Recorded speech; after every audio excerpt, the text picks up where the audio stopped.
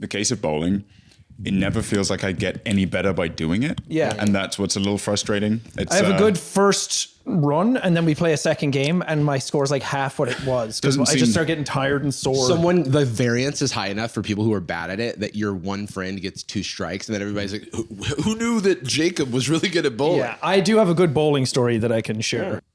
Welcome to Sad Boys, a podcast about feelings and other things also. I'm Jarvis. I'm Jordan. That was cool. Yeah. Do we do that now? I wanted to do a little in-universe crossover to our guest today, Sean McLaughlin. You may know him as Jacksepticeye. You may also know him as one half of the Brain Leak podcast with Ethan Nestor. You may also know him as the second most subscribed Irish YouTuber. Why did you bring that up? Whoa, buddy, that's really high. It's really good. You're so good for close. You know who people sometimes talk about is silver medalists. Yeah. First loser. That's true, yeah. We wanted... Hey, at least I'm on the podium. Yeah, all right, relax. Yeah. We just wanted to know if you could connect us to Power Kids TV. Yeah. I don't know if Would you there be seem willing? to be... I don't know what the deal is. I don't actually... So it's either that... I mean, people who speak the Indian language can live in Ireland. Right. But I don't know if they actually live in Ireland or if they just created the channel in Ireland for To tax spite you. reasons. Or Because Ireland has like lower corporate tax. Is there a chance at all that it's Ethan? It could be. Oh, that would Sorry, be a Crank. Mr. Crank. Mr. Crank. No, I he's- think he's that's dead and buried Yeah, he's at this dead point. now. Mr. Crank's my father's name. Just call Yeah. me. Bless up. Yeah, I don't know what's going on with Power Kids TV, but apparently I'm going to war. This is your T-series. Yeah. Dude, I hate to say it. Yeah, they're killing it. Their grade is also higher than yours. Look, It's my funny. grade used to be high. It's not Wow. about the grade. It's It's about about your the- grade. Hey, don't get angry. It's I fine. think we have a B, maybe. Yeah, maybe just not. It's crazy because we're not the second biggest in Who Ireland. Is why. even searches Social Blade anymore? No one. Remember when that was all people did? Oh, dude. there was a Social Blade moment. I think it maybe... Nobody searches it. I don't know why you're upset. I'm not upset. I'm just loud. I'm just crying yeah. about something else. I think it maybe died the moment that YouTube got rid of the live subscriber Right, number. yeah. Because Now of that. rounds up. Yeah. I think also at one point in time when we still worked at Patreon, it was like a gospel piece of info. It's like, oh my God, Yeah, it their was- grade is Worked good at for. Patreon? We both worked at Patreon. That's where we met. Hey, lock me up, man. What was your job? So Jordan was just like a cool guy. He was just kind of Riz. stood around. Used to be. Hey, Yeah, what the hell? it was, Okay, yeah, that's why he got fired. Mr. Silver. Stop being cool. I was I'm the I was a most software popular person on the show. So, Hey, at least I'm on the podium and not in the crowd watching. okay. Maybe I don't want to be an Ireland. Yeah. Maybe it's comfortable in the stands, okay? Yeah, We maybe I didn't like. check mine. Maybe I like fitting in. Yeah. I've got double Maybe I S. don't like attention. I'm sleepy. So Jordan was on like the Patreon equivalent of sales, which was just like doing outreach to creators and strategizing about like getting creators to launch on the Right. platform. And I was a little software engineer in a cave. Wow. Yeah. What did you engineer? The thing that's still, I think my claim to fame with Patreon, that's because they still use this, is the RSS feed for podcasts on Patreon. That was a project benefited I us did quite a in bit. my first month at work, and they never let me make it better. And so it's still, I mean, it's good that it's worked for 6 years, but I was lobbying like the entire time I was at that company to like make improvements on Sucks to like peak. podcast support for Patreon. And then it just, we always had different corporate priorities. Even that was like wasn't that for a hack day or something? No, it was a project where it was like a pitch where I was like, this would be easy to do. Like, because I was like a podcast nerd, so I knew things about RSS feeds or whatever. This is when we were nerds. Yeah, I used to be a nerd. And then I do remember we were assigned a pod for the project. So it was me and a designer, Scott. And then Shout out Scott. Shout out Scott. He's great. And then another engineer who I won't name because that engineer would never reply to my Slack messages and wouldn't talk to me. He was like the senior engineer on the team Old who'd Silent been at the Sam. company for a long time. And I was like the new guy and I couldn't get him to talk to me. And so I just made it, me and Scott just made it by ourselves. You think he was ignoring you because you're Social Blade at the time? I think he saw that I Not didn't that it have matters. one. Yeah. It doesn't matter. Sorry. It was kind of rough. And you're not pissed. I'm not pissed. I've never been angry. Yeah, I've never been angry. The mic It's is a useless emotion that I hate. the mic's cracking in your. But yeah, I've so never that was, hated anyone. that yeah, was where we met, where we got, our start. At one point in time, Social Blade was like, oh my God, circa like 2015, 2016. Yeah. This is our gospel. I don't know why. To this day, I still don't know what the contributing factors to a grade is. I don't either. I think it's relevant to like your bubble of time right now. Like, Yeah, what are you it doing is. right now? It's like momentum of the moment. Because treating YouTube like a monolith, right? Like YouTuber is a thing that you Yeah. can scale against each Yeah. other. Kids, super party time or whatever that Yeah. channel is called is like equivalent. Power Kids. If you delete a video, it like tanks your score, for example. Do you Really? reckon? Yeah, because it's like, oh, you got less views now. It's dumb. Oh, as in like archived views. It's that's like, funny.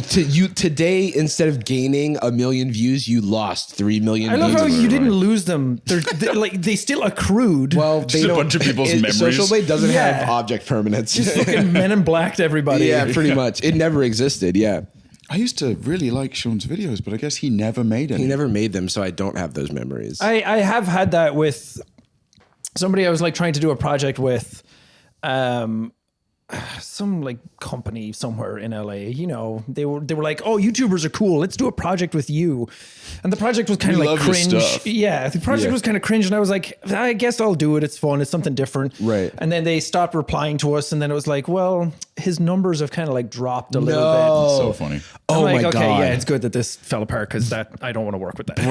brands do this as a way of kind of fear mongering with creators. So like a lot of this business is based around brand deals and working directly with brands in addition to like ads. And some people aren't as ad friendly for like YouTube's ad system, so they rely on other income like working with brands or Patreon or what have you.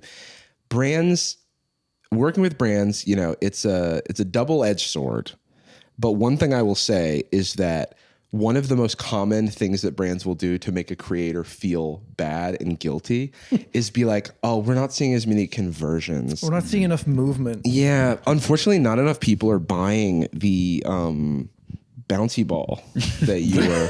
The Diglett. Yeah, the big bouncy ball. It just doesn't seem like there's an alignment. So we're going to have to pay you $1 Yeah. instead of all the money. Would you be pissed? Because, one of our service, of which there's 15 competitors, it's really only several thousand people want to go check it out. Just to make things better, you could put an ad on every video you've ever made. Or maybe you could even delete your channel and then make a new channel that's just about the bouncy ball. Yeah. Maybe an Instagram post. That's you a could throw up. smarter play. Yeah. Like, are you blaming me for you guys not being good at marketing? Because you're the ones giving us all the things to say. And we're trying to make it palatable. You've been in a significant position, second place, a significant position at best. Which is on the podium. So don't like. Hey, It's I'm on the up there. podium, just not on camera. My name's not in flashing lights, but it's under them. Right. Yeah. With special guests. Yeah.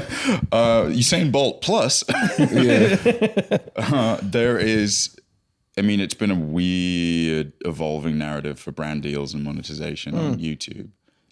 You've been around long enough now to basically have experienced every generation of that. Kind of, yeah. Yeah. Oh my God. Like there's Maker. There's like Full screen. Full screen. Studio 71 still around. But then you had the stuff with Smosh that happened with Defiant or Yeah. Defy. They were defiant in not paying their creators. Do you have any public, at least you can talk about conflicts with like a brand or an organization like that? Yeah, I had a thing with like a merch company that I did a while back that I wanted to leave, and they were like, well, technically you signed this document, so we have you forever. And I was like, that document you asked me to sign was not got to do with that. It was to like clear stuff through customs. It was like Yeah. certain countries When to be was like this? like 6 years ago. We've got you forever. That's like there's no way that holds It's up. like a right? 20s Motown contract. That's Yeah. $5. That's like the new season of Black Mirror. I don't think the company, I think within like the last year stuff fell apart, but there was a bunch of other creators in it, and they kept, even up to like a couple of years ago, we're still like, we work with Jacksepticeye. And I had to that's funny. I had to go through like a whole legal team thing with them and try and like get out of it. And eventually I did, and everything was fine. But there was so many other people that were like caught in the same cycle, and they couldn't Yeah. get out either. Anytime people came to me and asked, like, what were they like? I'm like, no. That's a thing where like people will say that they work with you if you've ever had any sort of like the amount of emails where we worked with Mr. Beast once. I sold him a coffee once. You mean Temu? No, that's like some company. Say? Oh yeah, emails fucking constantly. Oh no, they bleep the name, but you are also getting. I would say 50,000 emails. Yeah. I would say maybe don't bleep the name. Fuck them, actually. Actually, just spell it out. Yeah, there's this website called Temu, and they're trying to do a bunch of influencer outreach right now for brand deals. Don't take the bait. It's like one of those like wish.com scam websites where like you maybe don't receive the items and sometimes you do. I don't know. It all seems very sketchy. But for like the sketchiest is that they've sent us countless emails on every email that we're reachable by that have like various formatting that look like they were all copy and pasted from like different templates somewhere. Some of it's bold. And they're all from the same woman named Christy. And it's like, you're not sending thousands of emails a day, Christy. Yeah, You're Christy's a fake putting person. in work. Yeah, you are ChatGPT, I think. Christy's fingers are just bones. Yeah. Travis, loved your latest video about Smart House. Yeah. Oh yeah. Just like Loved your latest content video about, and then it's the it like looks like the YouTube watch page. Yeah. Where we just copy and paste That's it. the part that's in bold because Yeah. it like was copied from Copied like the a different formatting from text YouTube format. page, yeah. Me and all my they didn't paste homies- as plain text. Me and all my friends have been chuckling at your audio-visual content that you've been releasing lately. Hello, creator. Oh, Silver. Oh, it's great when you see the template fail where it's like, greetings, null. Oh, We're dude. excited to work with you. Devastating. Yeah. Have I told you about the guy that like he's like so nice and he's everybody's friend in the space, and I don't know if you will remember because I used to go by a different name now. I went by a professional name then. He fucking hates me because of exactly that reason. Because my name used to be on Outreach because I was more known by at that point in time when I still did like salesy. So when like a lot of emails would go out. Yeah. Because later on the job became just like knowing the creators and they would reach out to us. But early on, it's like just send fucking hundreds of emails. And we're like, this seems unappealing. And they're like, no, we should be like Temu. That's like when you start your YouTube channel like 10 years ago, like I did, where it's like you just go to somebody else's video and it's like, hey, I make content as well. Yeah. Come watch me. Yeah. Do you remember Reply? Ari, the YouTube replies. Video replies. I used to, did you ever do anything? Yeah, you're like hustling to get eyeballs on your videos. I used to like post my videos on Reddit and stuff and just everything under the sun just to get like a little modicum of like 2 views. Yeah, literally. My first video on YouTube, I bought ads to get it up to 1,000 views because I was like, maybe this will be just the boost I need. Did it work? It got the views I paid for, but no. You just bought it your own channel. I went through the official channels of doing so, but yes, that shit still exists. You can still just like buy views. Oh yeah, you can. YouTube like legitimized botting. I mean, if better at it, but yeah. You for those 1,000 views, you made somewhere between $9 and $17. Yeah, and it cost which is fucking bank. Yeah, and it almost paid for the $100 I spent on the ads. It was great. Hell yeah. Yeah, YouTube's changed a lot over the years. I mean, I even have like a brand now, which 6 years ago was like, nobody does that. Right. It's like you sell merch maybe, but nobody has like a company. Sean, write a mid-autobiography. That's what you're supposed to do. I don't care enough about the things I've done to write them down to make other people care about it. Right. There was a big craze when everyone was like writing books and people would come to you and be like, write like an autobiography. I'm like, I'm 26. That shit was so funny. I don't have a life yet. Yeah. What am I going to write about? That happened to me recently. Like, and it was very flattering and it was all well-meaning and it was from somebody in one of these publishing companies that was like a fan. It was Tom Clancy.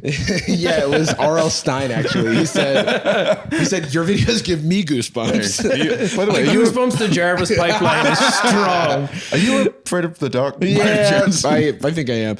No, but it's flattering. But then you look at the actual work if you want to do it for real, and you can tell that it's like the people. And this is not to like.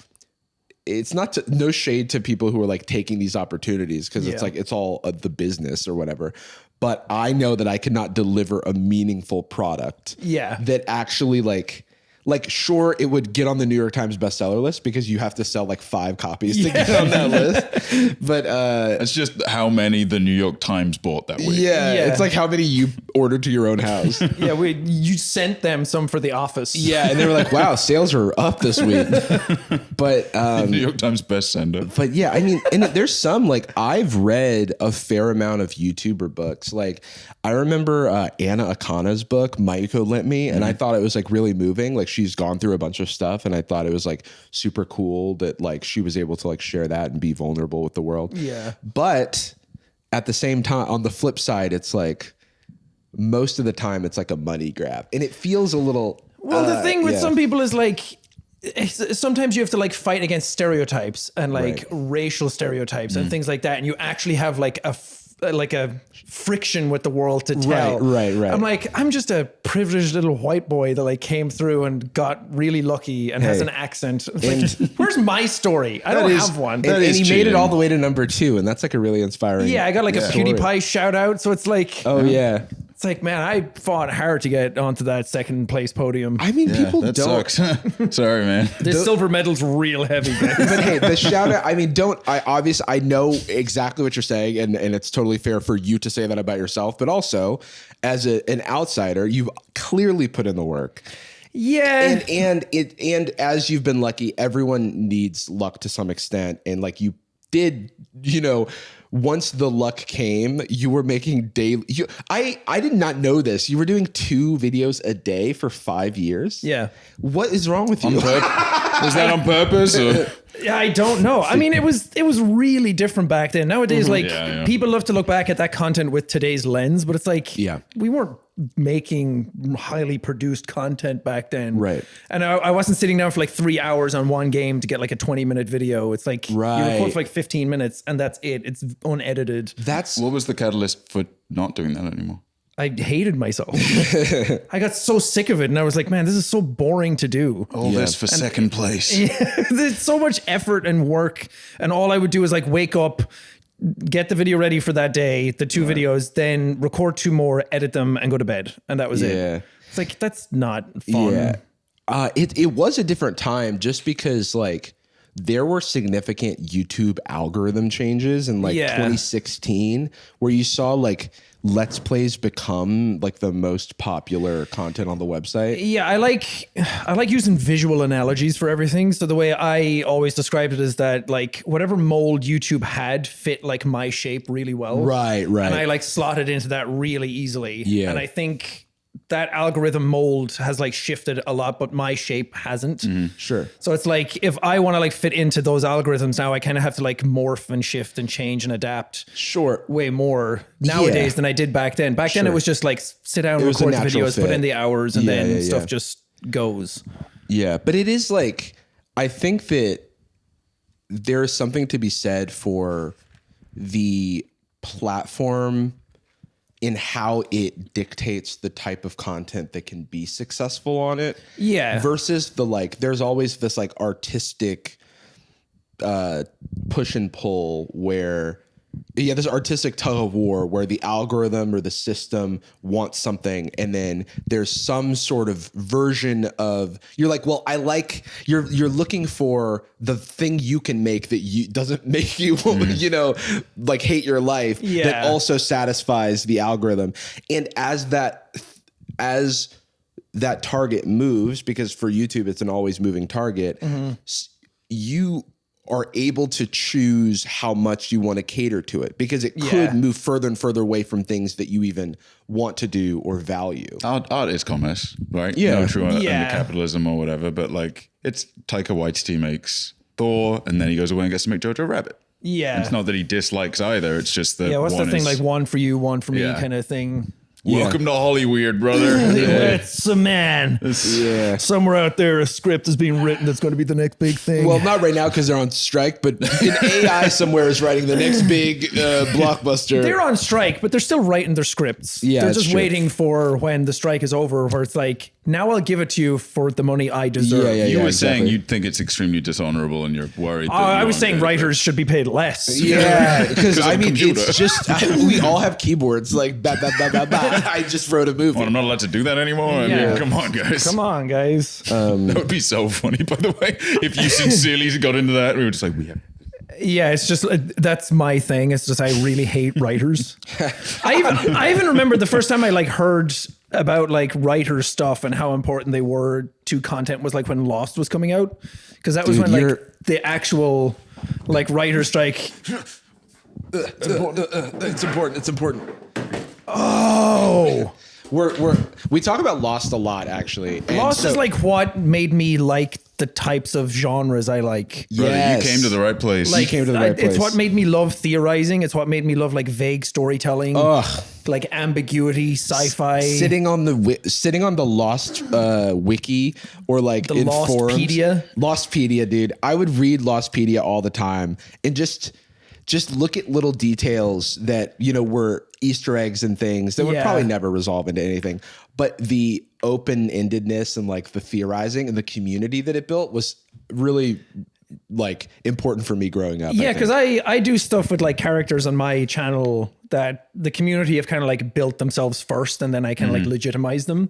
And I started doing that, and I do that same thing where I'm like, what does it all mean? I'll never tell. And like people love that. And I'm like, man, it's so fun to see that that's still alive. Because it's like everybody wants all the content. And like, what does it mean? And everyone wants to like, pick apart stuff all the time. And I'm like, I don't want to like tell people what stuff means. It's like that. Sometimes a cigar is just a cigar. I've always found that idea of like, well, this art or this thing I'm enjoying is only valid if the entire time there has been a result. And like, anybody that's ever written or even thought of an idea or even played D&D knows that, I mean, really, it's a little bit of jazz. The thing you end up with is literally never going to be the exact thing you thought of at the beginning. Yeah. But all that matters is the illusion during that period of time. Like, oh, wow, at the time I completely thought the DM had like a really clear idea for the whole time. But hey, man, you don't have to explain everything in Lost for me to enjoy wondering what it is. I think their problem was that they told people that they had an end goal the whole time, and then they came out years later and were like, no, we were kind of like making it up as we went. Yeah, I didn't cook the food.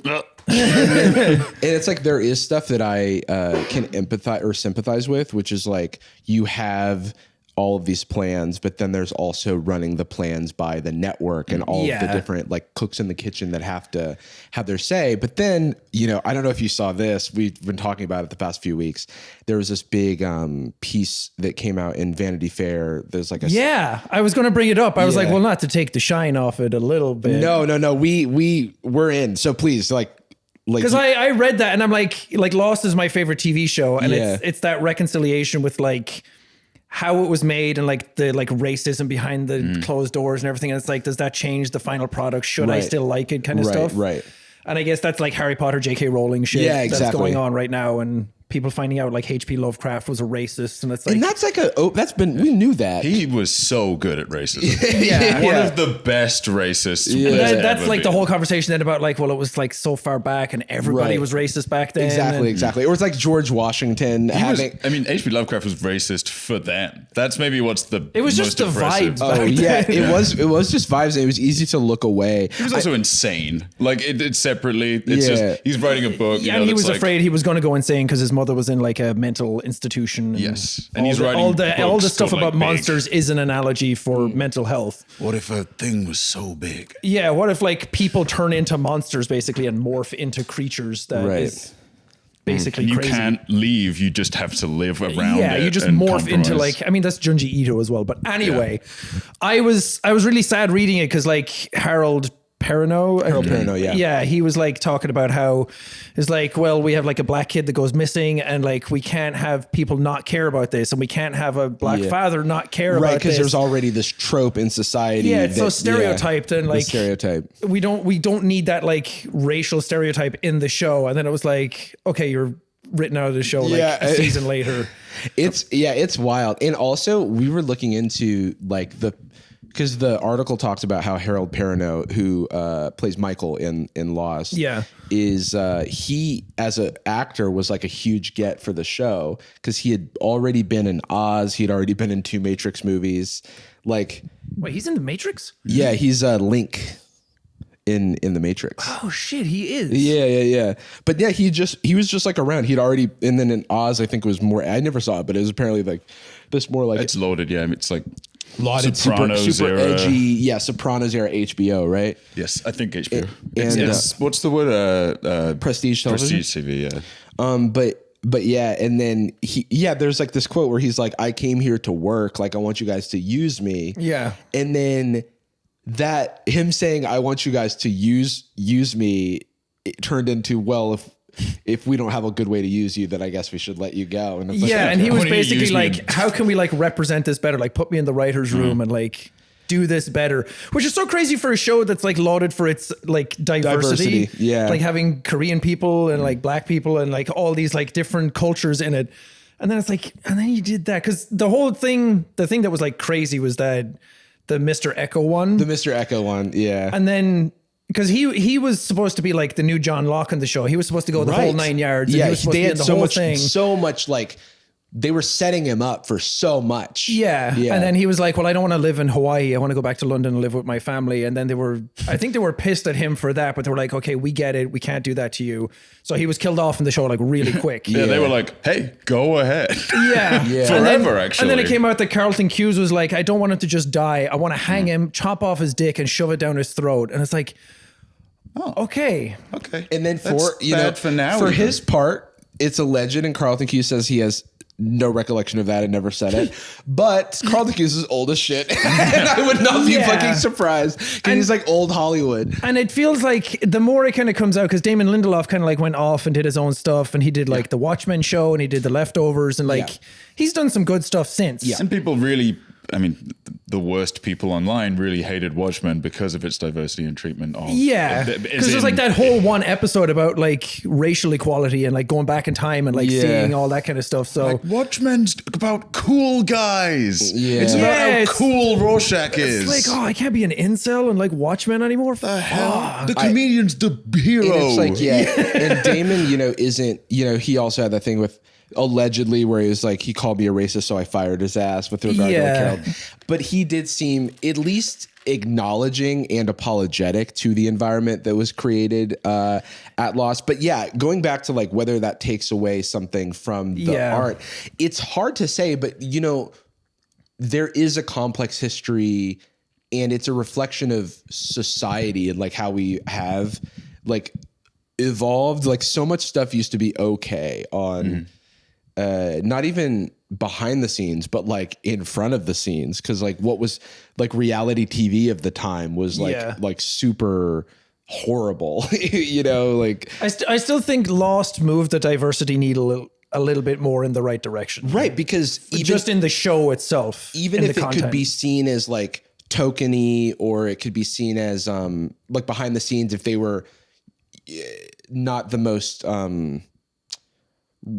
respectful to that diversity and like sort of paying service to that diversity, optically for a long enough time it was lauded for that, and then other people kind of took those cues on the surface, and I think it did sort of hopefully nudge things in a better direction. Such a small number of people engaging with the meta even for around someone the show. like me, because I was like a teenager when it was coming out, and I just thought it was cool to see all these like other cultures represented. And for sure, I later in my life like dated someone from Korea and like learned Korean like a little bit and like went there because of that show. Yeah. And I think seeing that kind of stuff, and I'm thinking about like younger black kids who are watching it who don't really like get the higher end, high complex narrative of it. They just see people that look like them on TV. Sometimes it's like, I loved Static Shock. Dude, Static Shock fucking rips. Dude, I was like, this show bangs, but is also Static Shock Phil is Lamar so was like sick. half my childhood. Phil Lamar, dude, he's everywhere. And I didn't even know that he was a black guy. You know what I mean? Like, just like, and that was like a, whoa. You guys seen From? Yeah. I haven't seen season 2 yet, but I watched season 1 where I was like, I didn't know it was like made by people who made Lost. And I was watching it and I was like, Lost did this, but way that's better. funny. Starring Harold Perrineau. Yeah. That's one thing. Me and Katie are watching it right now. It's good. It's not great. Okay. It scratches that like itch that I have for like that type of world. Right. Because that's the type of stuff that I want to make. I want to make Yes. stuff like that. It feels like Dark Souls 2, where it's like, okay, well, I've seen a lot of this, and I can We tell have Dark something's Souls missing. at home. Yeah, we have Lost at home. But I do like, immersive storytelling. A lot of the pieces are here, and then Dark Souls 3 comes along, and like you're like, oh yeah, wait, no, this is what I'm like. I'm glad From exists because I'm glad that type of like Right. weird show still is out there. I have a feeling that it's so funny. I wonder if the Sad Boys like audience is like, you guys talk about Lost a lot. I'm going to check it out. Great. Hey, I hope so. watch the first great pilot. I think Lost needs like a Dragon Ball Kai. Yeah. We need like I'm always want to watch Lost. I'm like, I want to watch it without the flashbacks, but they're Right. so important, but I know what's in them. So I'm Right. like, I can't watch 26 episodes of an hour of television for 6 seasons again. 100%. This is Dean is going to be furious, but I think The Sopranos needs it too, and I fucking love The Sopranos. But they were obliged to make X number of episodes a season. Yeah, it's And padded out for a reason. it's a certain era of television where they were reliant on advertising. The more episodes you have, the better for the show. Yeah, you needed to keep people for like a half a year to watch your show. Right. The Sopranos is, I'd say, 3 seasons of TV stuffed into, like spread out 6 seasons, and you feel it a little. In the Modern day middle. just shows that you can tell that story condensed. You Right. don't need it to Yeah, be you as can. big. Did you so Lost like sort of was a shockwave throughout television, and Yeah. after it ended, and it did do this thing where they wanted it to kind of keep going forever. ABC probably would have preferred if it had just kept stringing people along. Yeah. But they were like, kind of let's put our foot down. And then in the wake of Lost ending, there were so many shows that were trying to occupy that space. Fringe was one with a modicum of success. Joshua Jackson, Anna Which at Torv. least is still J.J. Abrams. So Yeah, it's like yeah, it's yeah. still made by some of the same I people. fucked with Fringe. I got some Fringe DVDs over there. I haven't finished it ever. I on the started long watching side. it again at the start of this year, and I got I'm like towards the end of season 2, where I'm like, man, you take a long. I'll give you some time. DVDs to take home. You can. And then I realized like there's like a like skip it, don't skip it kind of thing for like X-Files and like Right. Twin Peaks has the same Oh, problem. yeah. All long form anime. Yeah. And then you were like close to the same age, so I'm hoping that you maybe remember Flash Forward. Do you remember that show? Watch Flash Forward. Oh. Flash Forward was like it was That so could not be more on the clearly nose. Lost inspired. Yeah. Season 2, Flash Sideways. Yeah. Yeah. I found. Yeah, it was. Oh my god, I don't even remember the plot of it, but I mean, obviously, like there was some sort of apocalyptic event, and they're like flashing forward. I can't fucking Dude, remember. that's just Yellow Jackets now. Oh yeah, I Yellow haven't seen Jackets it is yet. literally just Lost. I heard. No good, no more. I didn't even see season 1. But I that was can't good. even get through season 1. Oh, really? And everyone says they love it, but I'm like, I don't know, something. There's just something about it that's not like grabbing me. Yeah. The acting's all great, the idea's great, the scenery's great. Where are the fellas? Where's I'm saying. where's the black smoke monster? Where's the boys? Oh man, and what is the hatch? So where's the hat? what about Red Jackets? What if we are pissed because there's no hat? That's just of- every show. Speaking of television, I Oh, need no. to talk about The Idol. People, Yes, please. I'm putting my foot down to never even look at it. you don't need to. So first of all, before this, I want to give like content warnings for like abuse, and the show glorifies a lot of stuff that's really disgusting. I was talking about the show, like we were just having a conversation about the show with a friend. We were hanging out. We were like, do you want to just like hate watch it a little bit? That seems like it could be fun. Yeah. So we turn it on, and it is exactly what it's being criticized for, which is gratuitous, like lots of unmotivated sex scenes, lots of unmotivated nudity and stuff like that, which is fine for like setting the atmosphere, but also this weirdly self-important, self-indulgent, like in one of the first scenes of the first episode, it's about a pop star who like falls for this club promoter dude, Play by the Weekend.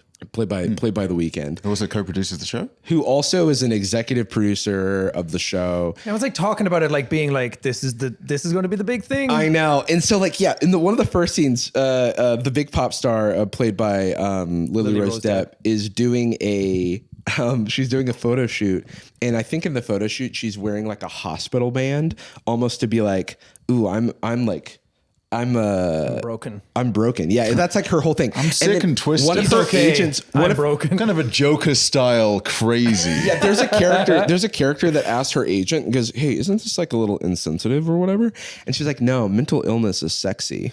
Cool. And like that's a whole thing. It's like, oh, Hollyweird is so wacky. Like they freaking don't care. It's like a bunch of Hollywood people going like, dude, we actually like are the coolest in it's like the highest whole in society. Weinstein thing happened and people like didn't get what it was about. Yeah. Well, we are so fucked up. It's like people were talking about that a lot. We should do that. The show feels like it's doing things that would make Twitter mad, but then having the like discourse in the show about like what Twitter's going to say, like, oh, Twitter's going to have an issue with this. So like, let's try to make some like high-minded statement about why what we're doing is cool.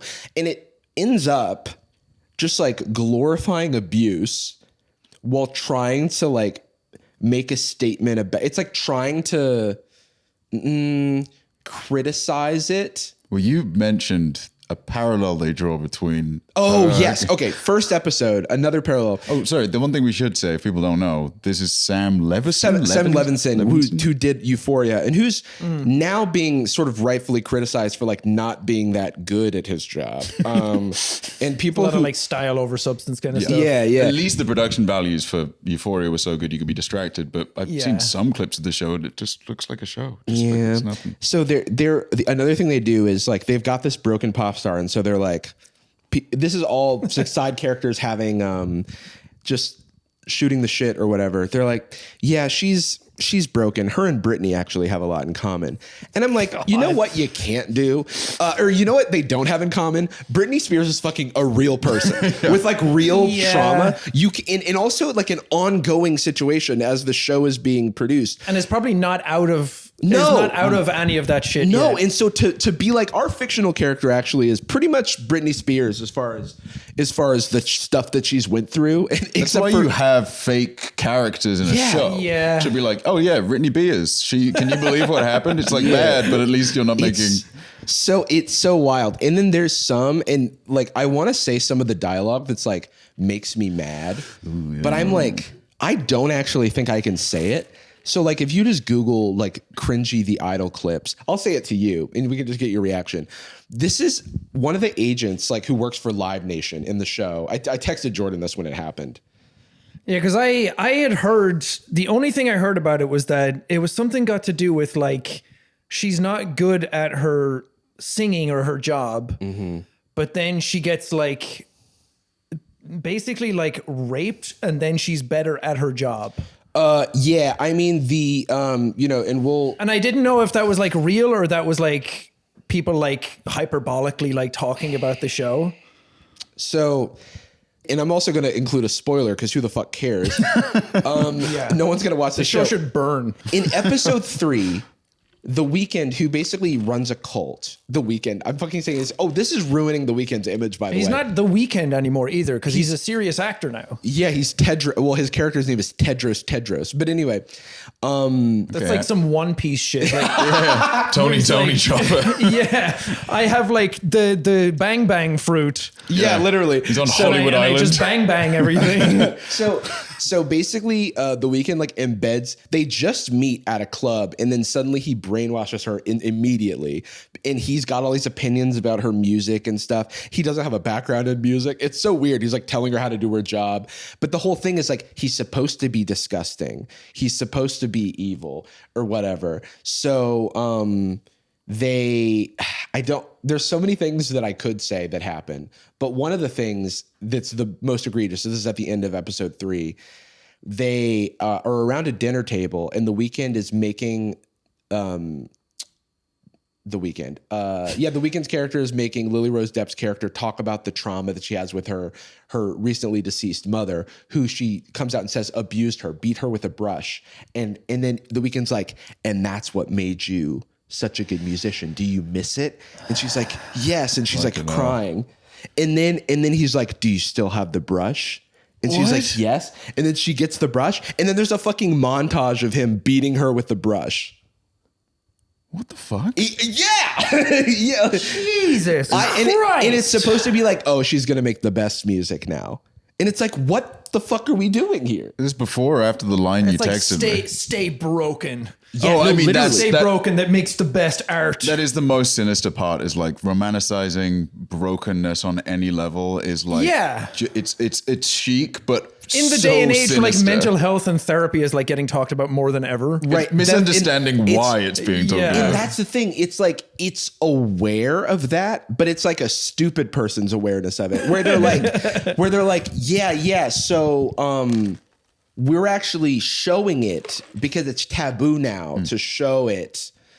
So because we're aware, we're allowed to do it. Like when it's like ironic misogyny is still misogyny. That's kind of how it feels. Where it's like you're still engaging in the thing you're aiming to criticize. That was my problem with 13 Reasons Why as well. Yeah, I never saw that one. I mean, Or literal statistical uptick in. Yeah, where it was like not only did it show it in like the most graphical way ever, but it like built up to it and almost glorified it, and then it was like, I got the last laugh in everything because I made you all the reason why I killed myself. I did watch the second season because I was just like gobsmacked. I wanted to see what was happening. Yeah. And the second season concludes with, up and down, but a huge theme of the show is like, this trauma may have fucked us up, but it made us all friends in the end. So I had heard the premise of it, and I was like, everyone on Twitter was like talking about how great this show is. So I was like, I think I will probably hate this, so I'll watch it just to have my actual opinion on it. And I watched the whole first season, and I was like, how is no one talking about how awful a representation for like suicide any of this is? It's a little bit instructive. The suicide elements are pretty like, and not only that, but it was like step by step. vindictive as well to be like it's really fucked up to like leave people all this content and like being outside their houses and like watching them and like setting it all up. And wasn't there a scene? I vaguely remember a controversy where something was too instructive, and so they took a scene out of a show. and they wow, okay. Not necessarily this show, just some show. 13 I see. Reasons Why. It was yeah. Someone was doing the. This is it so might hard have to been talk about. because there's so many. There's a non-consensual scene in a hot tub. Then there's the actual act of what the show is about that is shown in full detail. And then it ends with like a school shooter subplot.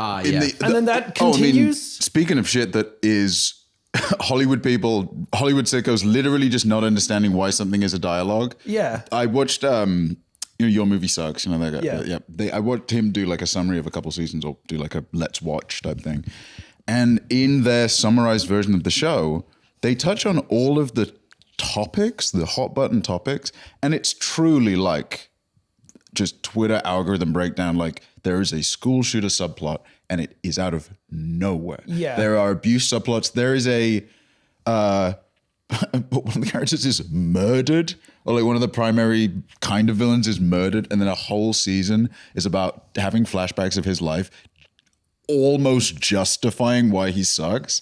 It is this bizarre alien understanding of like why themes exist, what is going on in the world. Sorry to make the episode such a bummer, but these shows fucking suck and should be like blasted for showing this shit as badly as they do and not having like.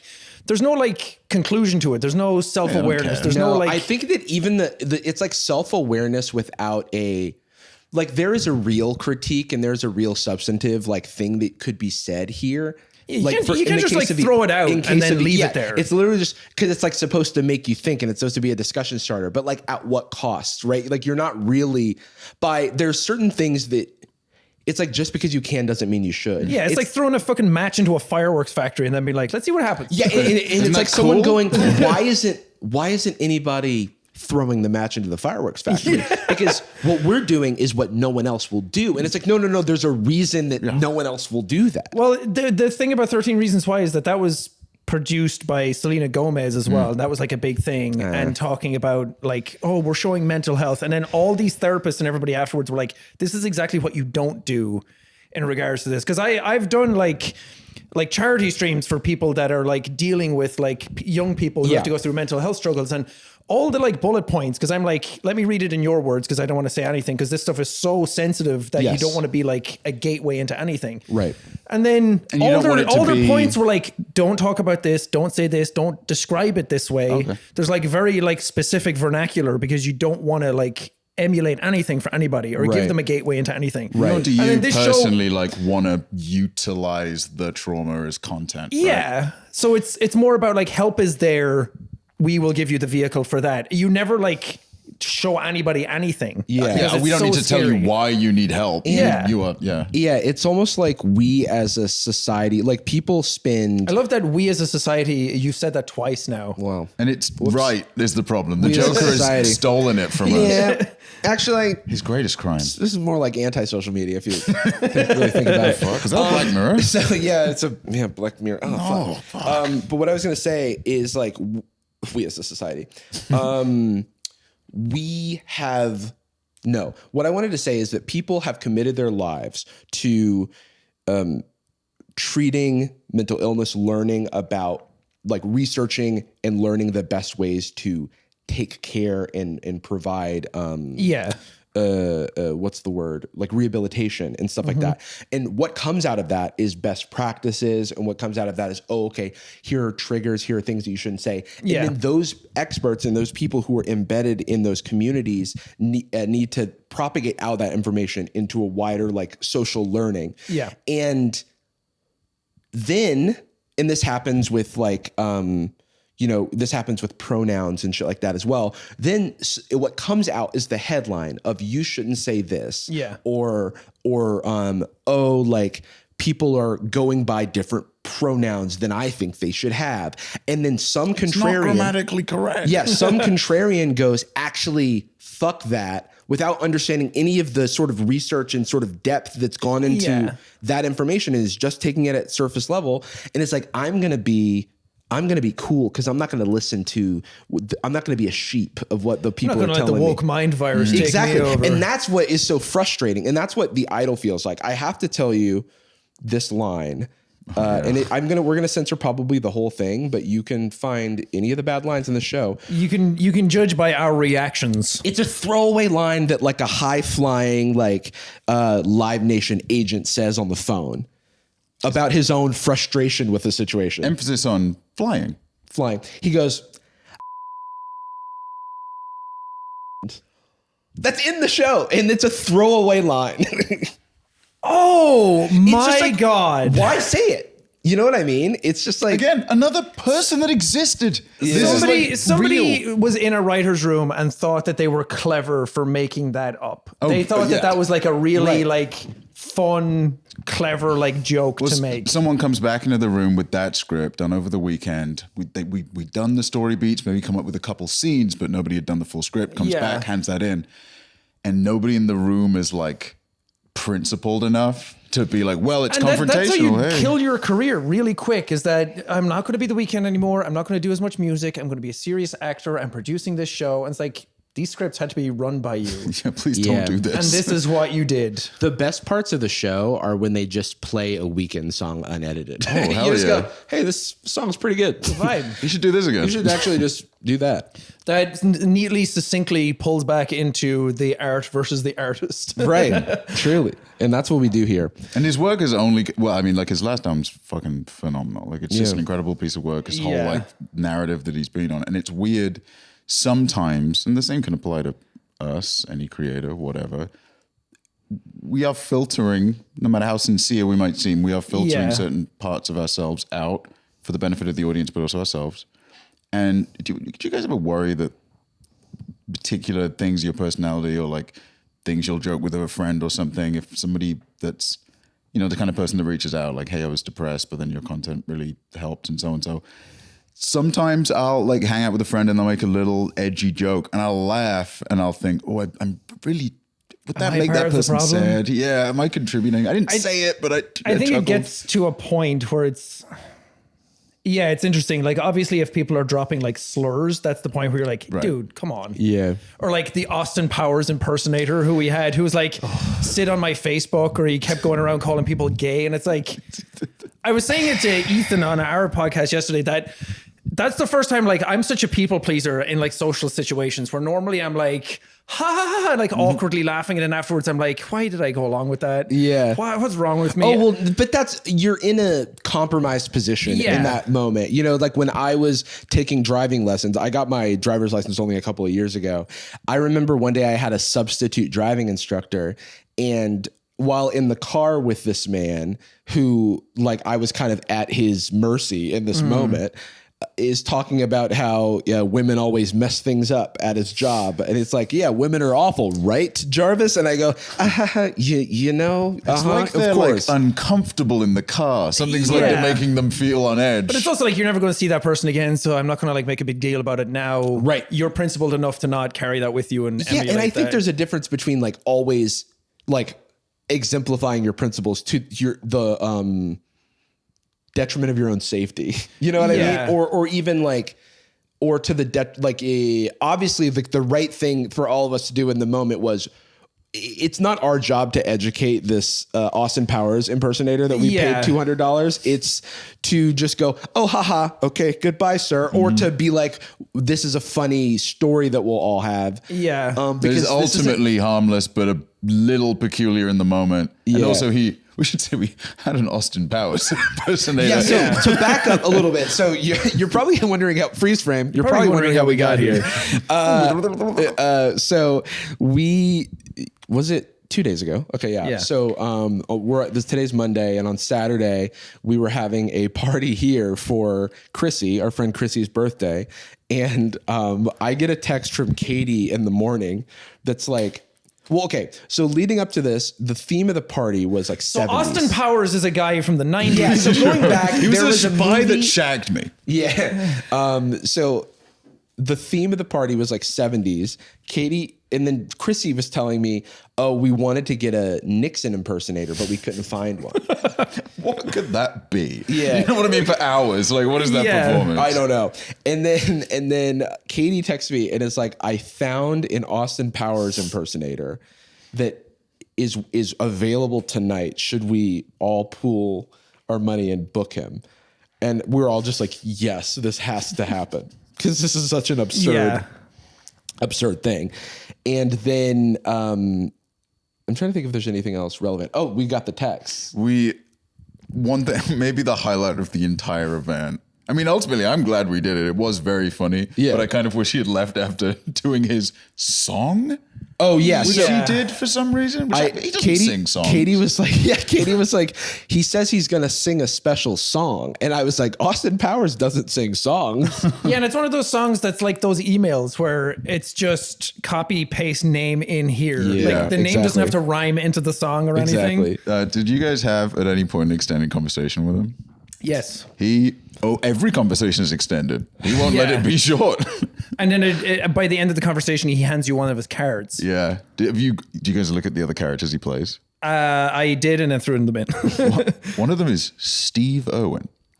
What is that for 3 hours? He was Australian, worth noting. Yeah. Yeah, but it was interesting because he came up and was like, because I was wearing like, I didn't have a 70s outfit because I just came in, and then Ethan was like, we're going to this party at 70s themed. I was like, I have no clothes like that. So he gave me like a cowboy outfit. I was wondering because we got the photo and you posted it. So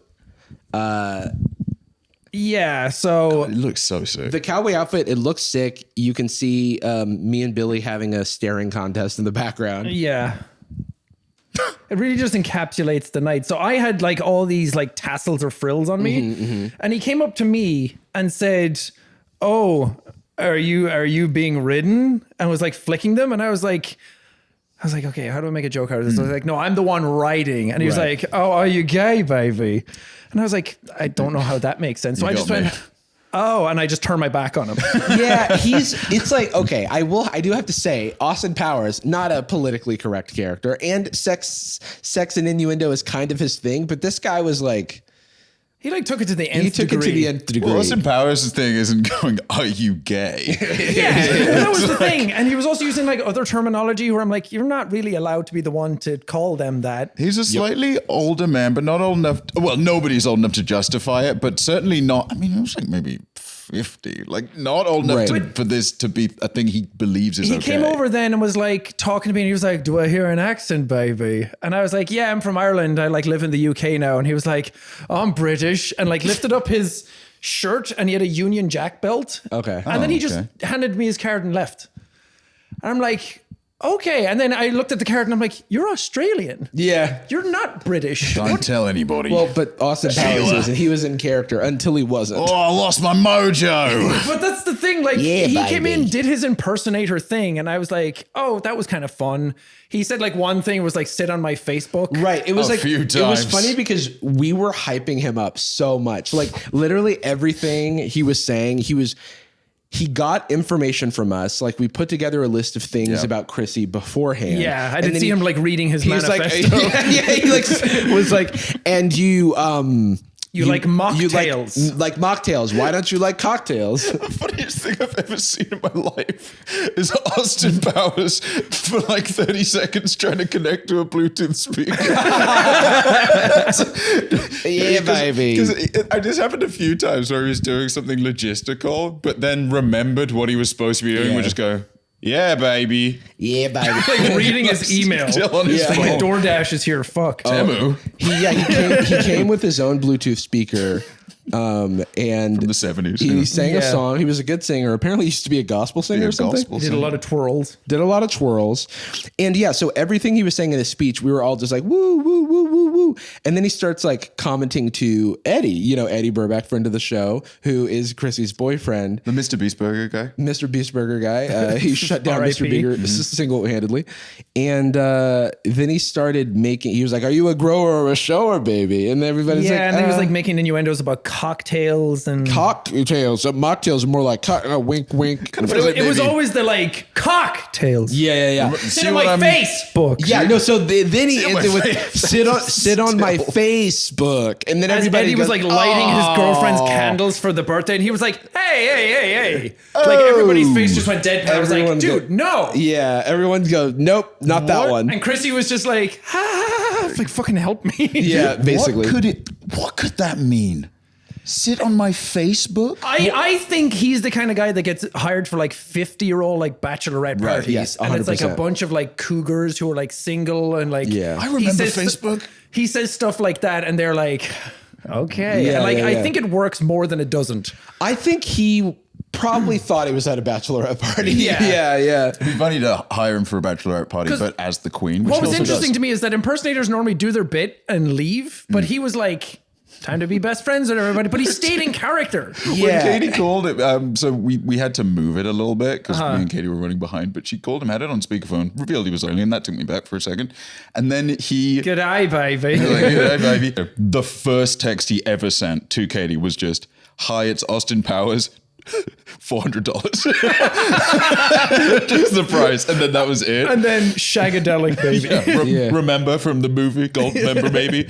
But he when we had to like move it, one of the things he was talking about like gas prices and how long it would take to get there and logistics. But then once, Never meet your heroes. Yeah.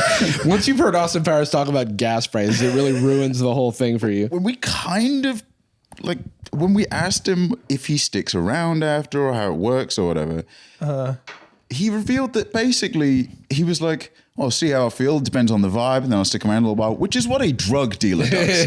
You go on the deal and they're like, "Hey, can I sleep on the couch?" Or like, "Let's go." Australian drug dealer. Yeah. And Aye, he can I just, sleep on he the was in couch? character, like trying to get to know people. There was one moment where I was like coming down to the bathroom here, and then as I was walking by, Jake and Eddie were talking to him. And as I was coming down the stairs, both of them leaned over the railing and went, "Help me." Yeah, dude. And I was like, sorry. I was hoping we could find a way to kick him out or like when he would leave. He didn't say too long, which was nice. It was like there for like No. about 2 hours, and then It was long enough to remember. It was was long long enough enough to now that remember. I have a core memory. I'm like, if we had paid him more money, would he have stayed for less time? I feel like he's like, oh, well, I get a little bit of cocktail in me. Does he have like all his outfits in the boot of his car? Where he Yeah. would just like pull it open and then it's like, oh, here's several other characters. Yeah. I could he's like a be. Russian doll. If he takes that costume off, the Owen one underneath. And Yeah. You just- one thing we can't play because it's like too long, but we found a clip of just him do it. We were like, what is his Queen Elizabeth? Like, what's he doing? Oh, First you of all, found Furious. this? We found a Wait, clip. he does a Queen Elizabeth? Yeah. I missed that And somewhere. It's a really, really long clip responding to the Oprah interview with Harry and Meghan. It's right after it comes out. And it is, Okay. initially you think, wow, that's so inappropriate to make a joke out of this. What if I were to tell you it's not a joke? It's a 5-minute plus clip of him doing what if It's like Queen fan Liz. fiction. Yeah, exactly. A world where Queen Liz apologized. And it's just that. It Hey, just is that. we're in multiverse times right now. True. Yeah. Which reminds me about The Flash as a movie Oh, you guys yeah. saw.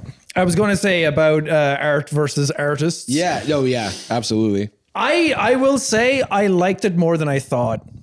And We went as a joke, and I really liked it. yeah, Oh, no. I me, don't know Ethan anything. and Justin went to watch it, and I was like, because I was like, let's watch it and it'll be shit, and we'll talk about it on like Brain Leak, and let's rip it apart. And then I watched it, and I was like, man, this is kind of fun. Yeah. I gotta say, dude, of this extended universe, which is now being sunsetted, it's the best one. Yeah, there's a lot of shit in it that makes no sense. There's a lot of stuff in it that's really stupid.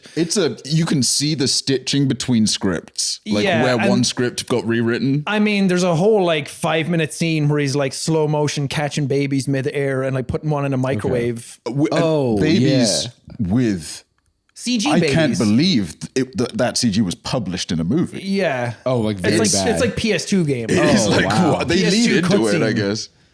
There was some cool stuff in it, like that, like the time bubble like effect when he goes back in time was really cool.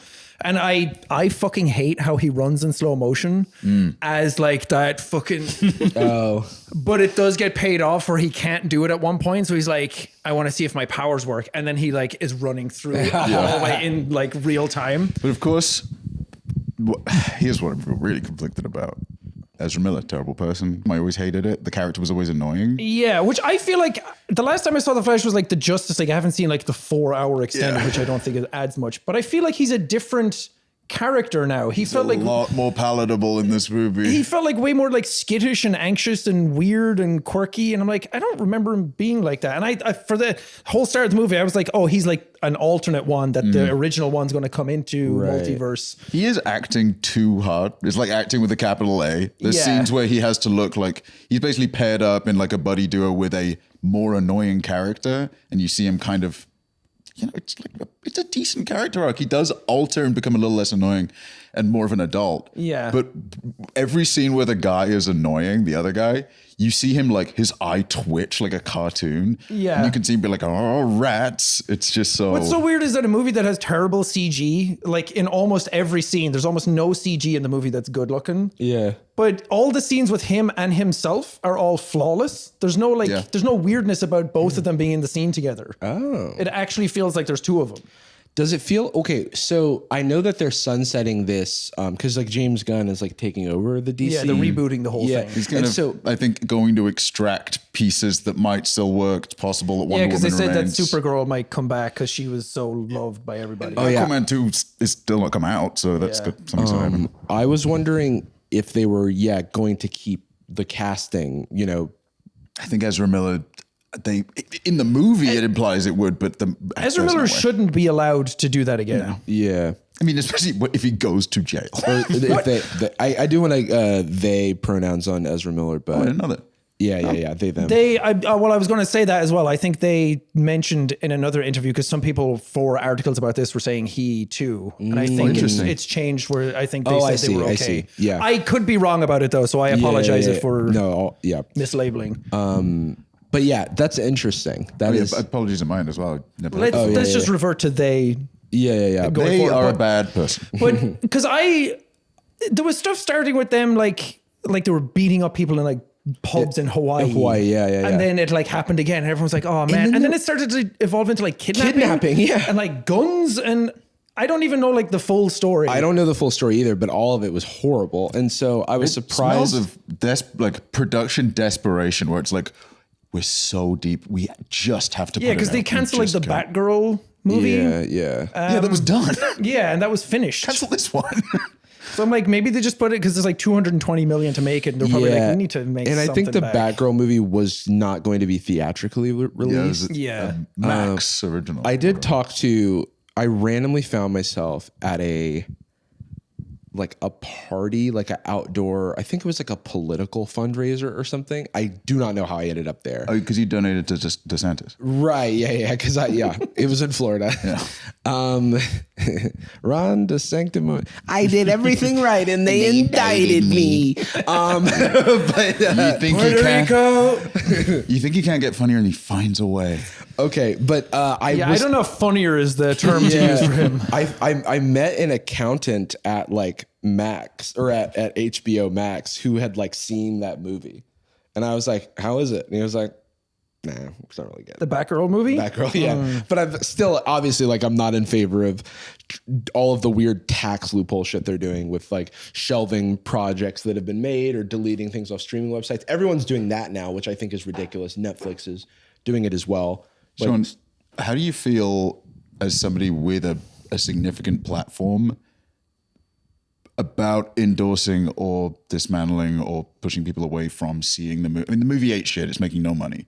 But is there any part of you that wants to be like, it's fine, but please don't go and see it?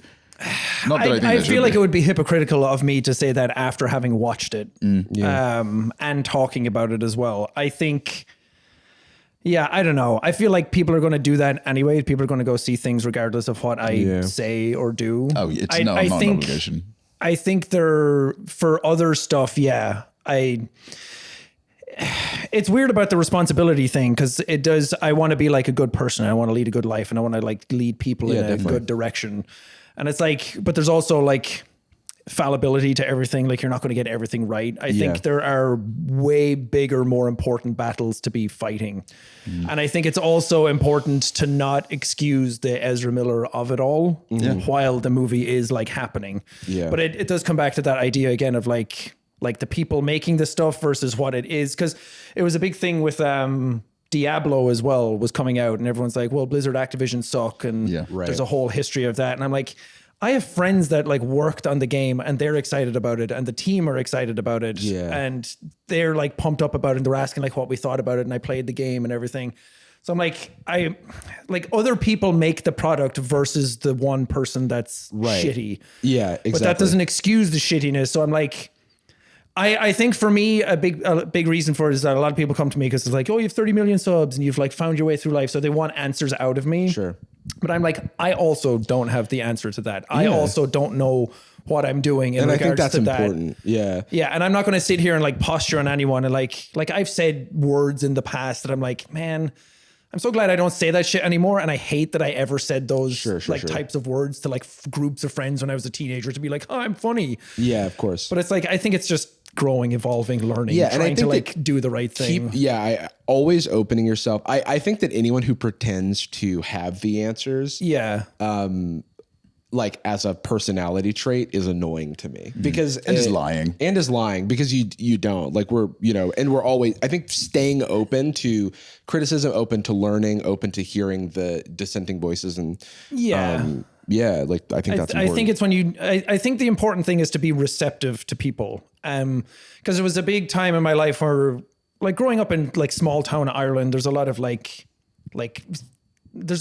bullshit that goes on and you are a product of your environment. And I think I had a lot of like mentalities held over from that. And then as I start doing YouTube and I start going on tour and going to conventions and you start meeting people of all types of orientations, ethnicities, beliefs, races.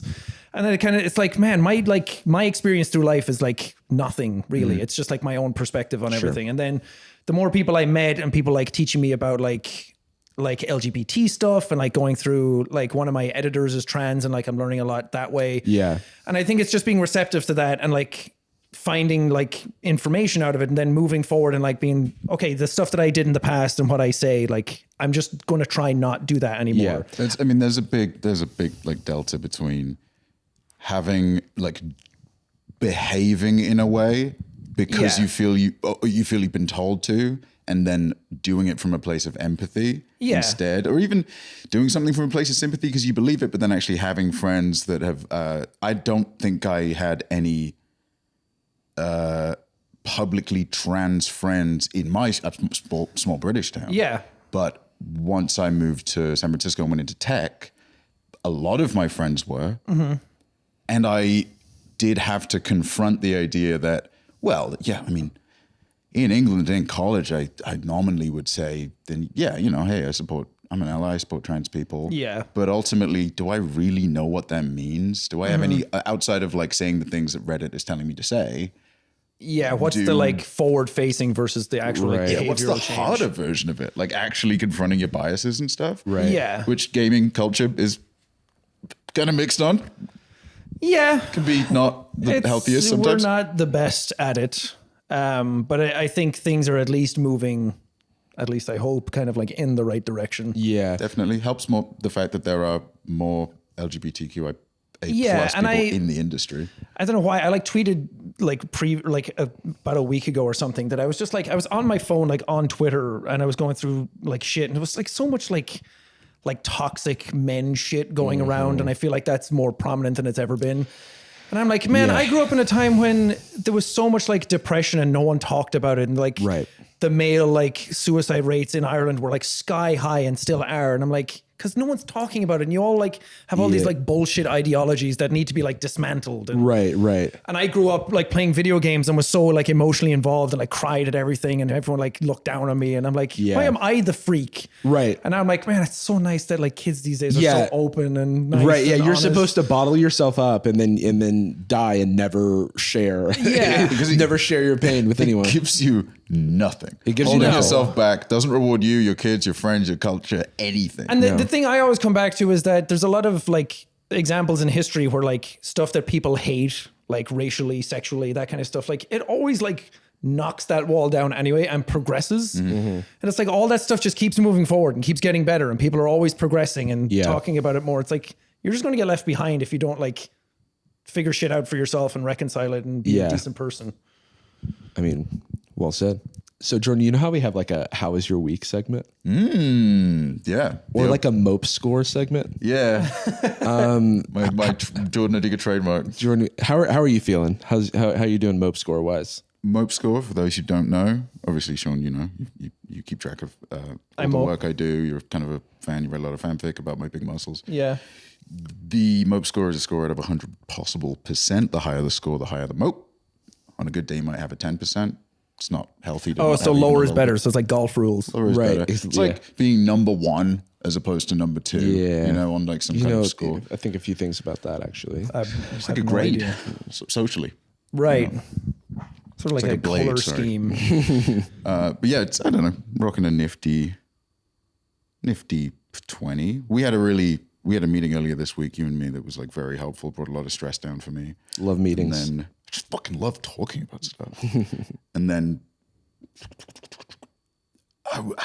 we just partied like a couple nights in a row, and I'm emotionally hungover. Oh, It's yeah. the only thing maybe keeping me low. No, that's me. I'm tired. I'm so tired. I'm tired. I slept all of yesterday. Why did we become weak? Like, Yeah. what happened? You got old. Yeah. Oh yeah, shit. But overall, I'm good. And It was a number. my Mope score, I would say, is like, I say 20 is good. I think the only thing contributed to Mope is just being tired. And then there's like a wee bit of stress because in excitement, it's excitement and stress because this week, big week, it's VidCon, everybody's in town. But that also means there's a lot of more socializing that I have to do. And we got a lot of work cut out for us. We're recording some pods. And ultimately, if you're a patron and you see us, you just give it the $5 in person. we'll take it. We'll just get it. We'll send it to our old bosses. I'll get it all sorted out. Mail it over. Yeah, mail it over to Jack Conti and say, you know what to do. Jay. Sean, how about yourself? How are you doing this week?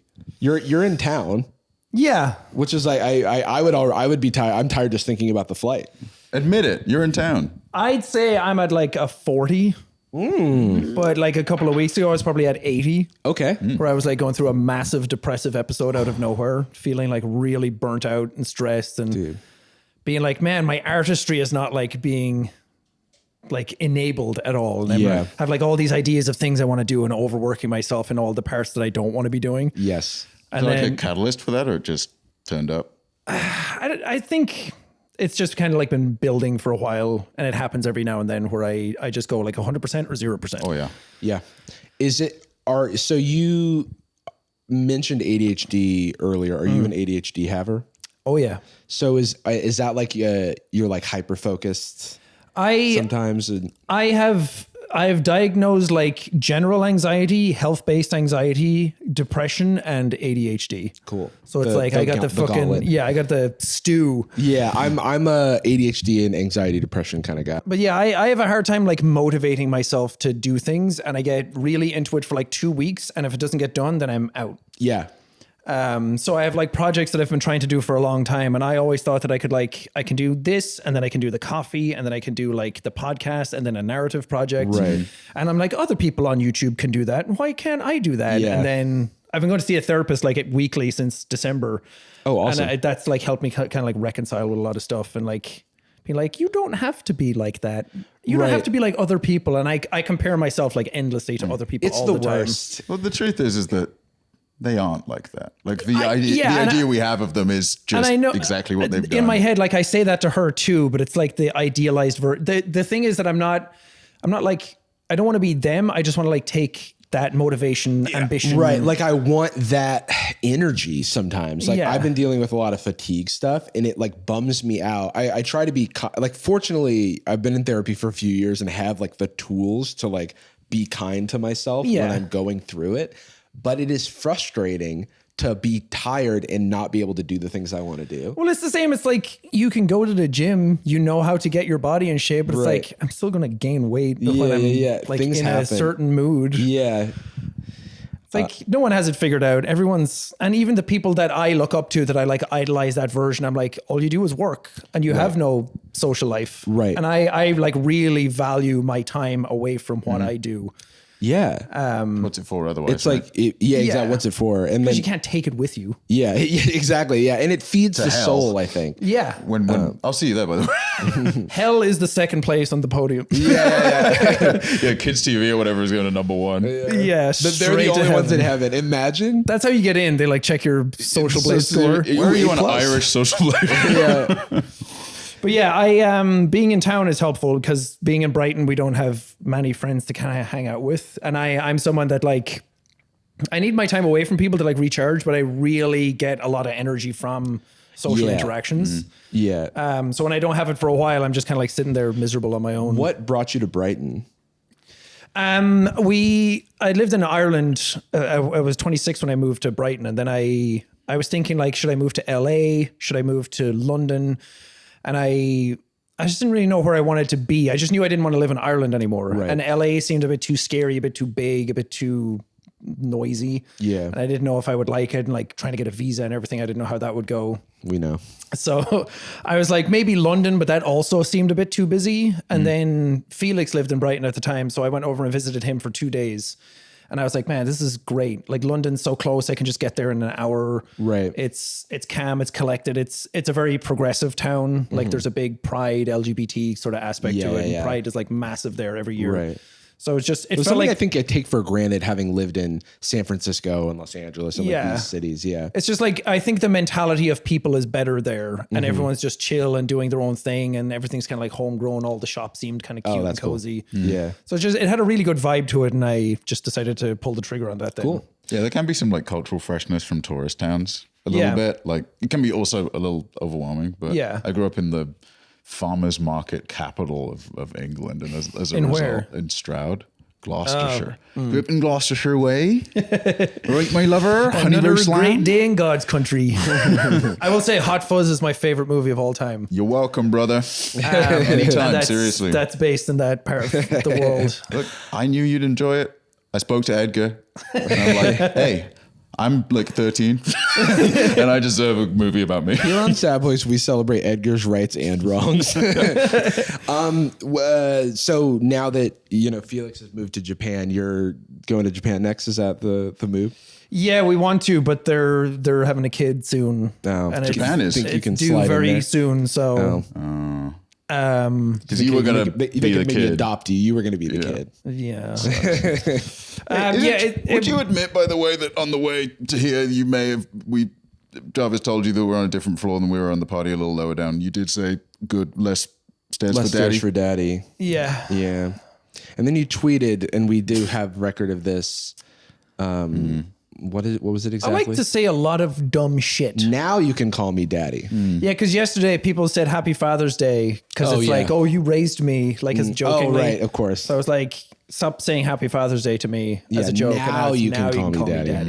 Okay, And then I called myself Bean Daddy a couple of days ago. So And so that's your thing now. it's fun when it's like a joke. Oh, but, yeah, But for then sure. it's like, I've known my boundaries well enough by now to be like, okay, it's not funny anymore. Shut up. Yeah, leave me alone. which everyone will agree to. Yeah. Nobody is going to take it too far forever and constantly Yeah, say it's like the Pedro Pascal thing where he gets called daddy and now it's kind of like gone too far, but he's too Yeah. nice to say no. And I'm Right. like, Pedro, this is like 2016 VidCon era, like you're going through. Yeah. I can teach you. Yeah. Come under my wing. Just actually. say no. Yeah. give me some of the armor and I'll teach you anything you want. Yeah, because me and Mark went through it with Septiplier for a long time, where it was like, you kind of like, I'm sure you guys get like shipped together and You know, I don't want to check. Yeah, Sometimes, I but don't think want to check. so, but we don't want to check. I believe I've blocked AO3 for myself so that I don't Yeah. have to read it. It has to be Twitter and then we'll see it. But no, yeah, maybe the like overly shipping era is kind of done. There's enough discourse about it now where people are like, these are real people. Maybe shipping real people. They is just a all move. moved to the Minecrafters. Right. Oh, yeah. I mean, the shittier part is just any time there is a non-male in the commentary space and they do any collab with a guy, they're dating. That's like the top comment every time. Yeah, Did that- anybody else notice some chemistry between Yeah. two friends that have known each other for Jarvis years? smiled at her. There was They're laughing. a comment recently on a video that I did with one of our female friends was like, her hair's wet. They clearly just got out of the shower together. I was like, what is going on? What on earth? yeah, What the hell yeah. is happening? You know the toxic masculine thing I was talking about a little bit ago? Yeah. Yeah, but we got shipped together a lot, and then it was kind of like fun, like a bromance, like we're good friends kind of thing. Sure, and then sure, you sure. like lean into it a little bit and like Sure. take like little cute pictures together. And then it just like went way too far where I like, it was just like pictures of us fucking all the time. Well, because at the time too, I think that is such a weird outcropping of behavior where it's like new and interesting and it's like, oh, whatever, this seems harmless. And then you realize the harm and you're like, oh. The joke Yeah. is imagine if I was gay. Yeah. Wouldn't that be funny? So we kind of like shut that down, and then people were respectful of that and kind of like stopped doing it. But it's like, yeah, that was a weird era, and that's not just like us learning our way through it. That was the internet learning their way through that space. Right. And it's always done, usually done with like pretty innocent or positive intent. It's people that genuinely Yeah. enjoy exploring that, but then like, it's fun to play into it. But then also, Yeah. when is it queer baiting? Yeah. And when is it kind of us being post-ironic, sarcastic? Yeah. Like, And I think Dan and Phil talked about that too with like, They were the first era, like Ian Right. and Anthony as well. Yeah. right. Yeah. Wow. Yeah. and now Anthony and anybody that goes on his show ever. Yeah. Did everybody notice just the vibes on this one? Yeah. Yeah, but now it is like the internet now know like, oh, if they're real people, we shouldn't do that. So, Which is, I mean, progress. yeah, the internet's like learning its way through it as well. yeah. Probably partly Tumblr's lack of relevance as a platform. Maybe. Yeah. That Once they took helps. the porn off that, everyone was like, fuck this. it This for? is so weird. I have a question for you. Do you ever get tired of being loud in a video? Yes. Like the character of it? Yes. I think that was like my first after the 5-year mark where I'm like, I don't know if I'm me anymore or if I'm like a character that I've curated. Because the blending of like Jack and Sean was like non-existent. It was just the same person. Right. And then I'm like, there was a clear divide somewhere that happened. And now I'm like, I flip a switch when I go into a video. But even like I was watching I was watching you react to like this is a blast from the past, but it was like adults react, like those Fine Brothers videos. Adults react to Jacksepticeye, and then you reacting to that. Yep. And like it was so interesting to see like you're like, yo, yeah, it's like the cartoon of me. Yeah. Like they're reacting to that. But then obviously there's the person. Yeah, there's Sean, there's Jack, and then there's the evolution of that over Yeah. time. Because obviously, like if you watch a 2023 Jacksepticeye video to like a 2016 Jacksepticeye video, It's there's very different. a maturation that has occurred. Yeah, I think some of it is not good why I got to that point because I think a lot of it was that was just my natural personality. And I was like loud and energetic and excitable. Sure. And I think at some point enough people were telling me that it was annoying that I was insecure about that. Where it's like, it wasn't that many people in the grand scheme of things, but I kept hearing it Of course. consecutively over years that it started to just like wear me down. I know what you mean. And then I think I started like getting sick of myself and worrying that I was a bit too much. And I'm a person that if I'm in a group setting, I'm just always making jokes. And that's like, it's great. That's just how I am. But there's always somebody that at some point is like, always a joke, huh? And then that's immediately like the like 7-year-old in me that has like kid trauma comes out where I'm like, I just shut down. Yeah, I'm like, oh, I'll leave. Sorry. It's like, did you want me to go away forever? I've gotten better at it, but there was a time like 2016 to like 2018 where I'm like, I self-reflect. I'm like, am I annoying? Like, are people just being nice to me because I'm like popular or whatever? Oh, number one social fear all the time. Am I being annoying and I can't notice it? Yeah.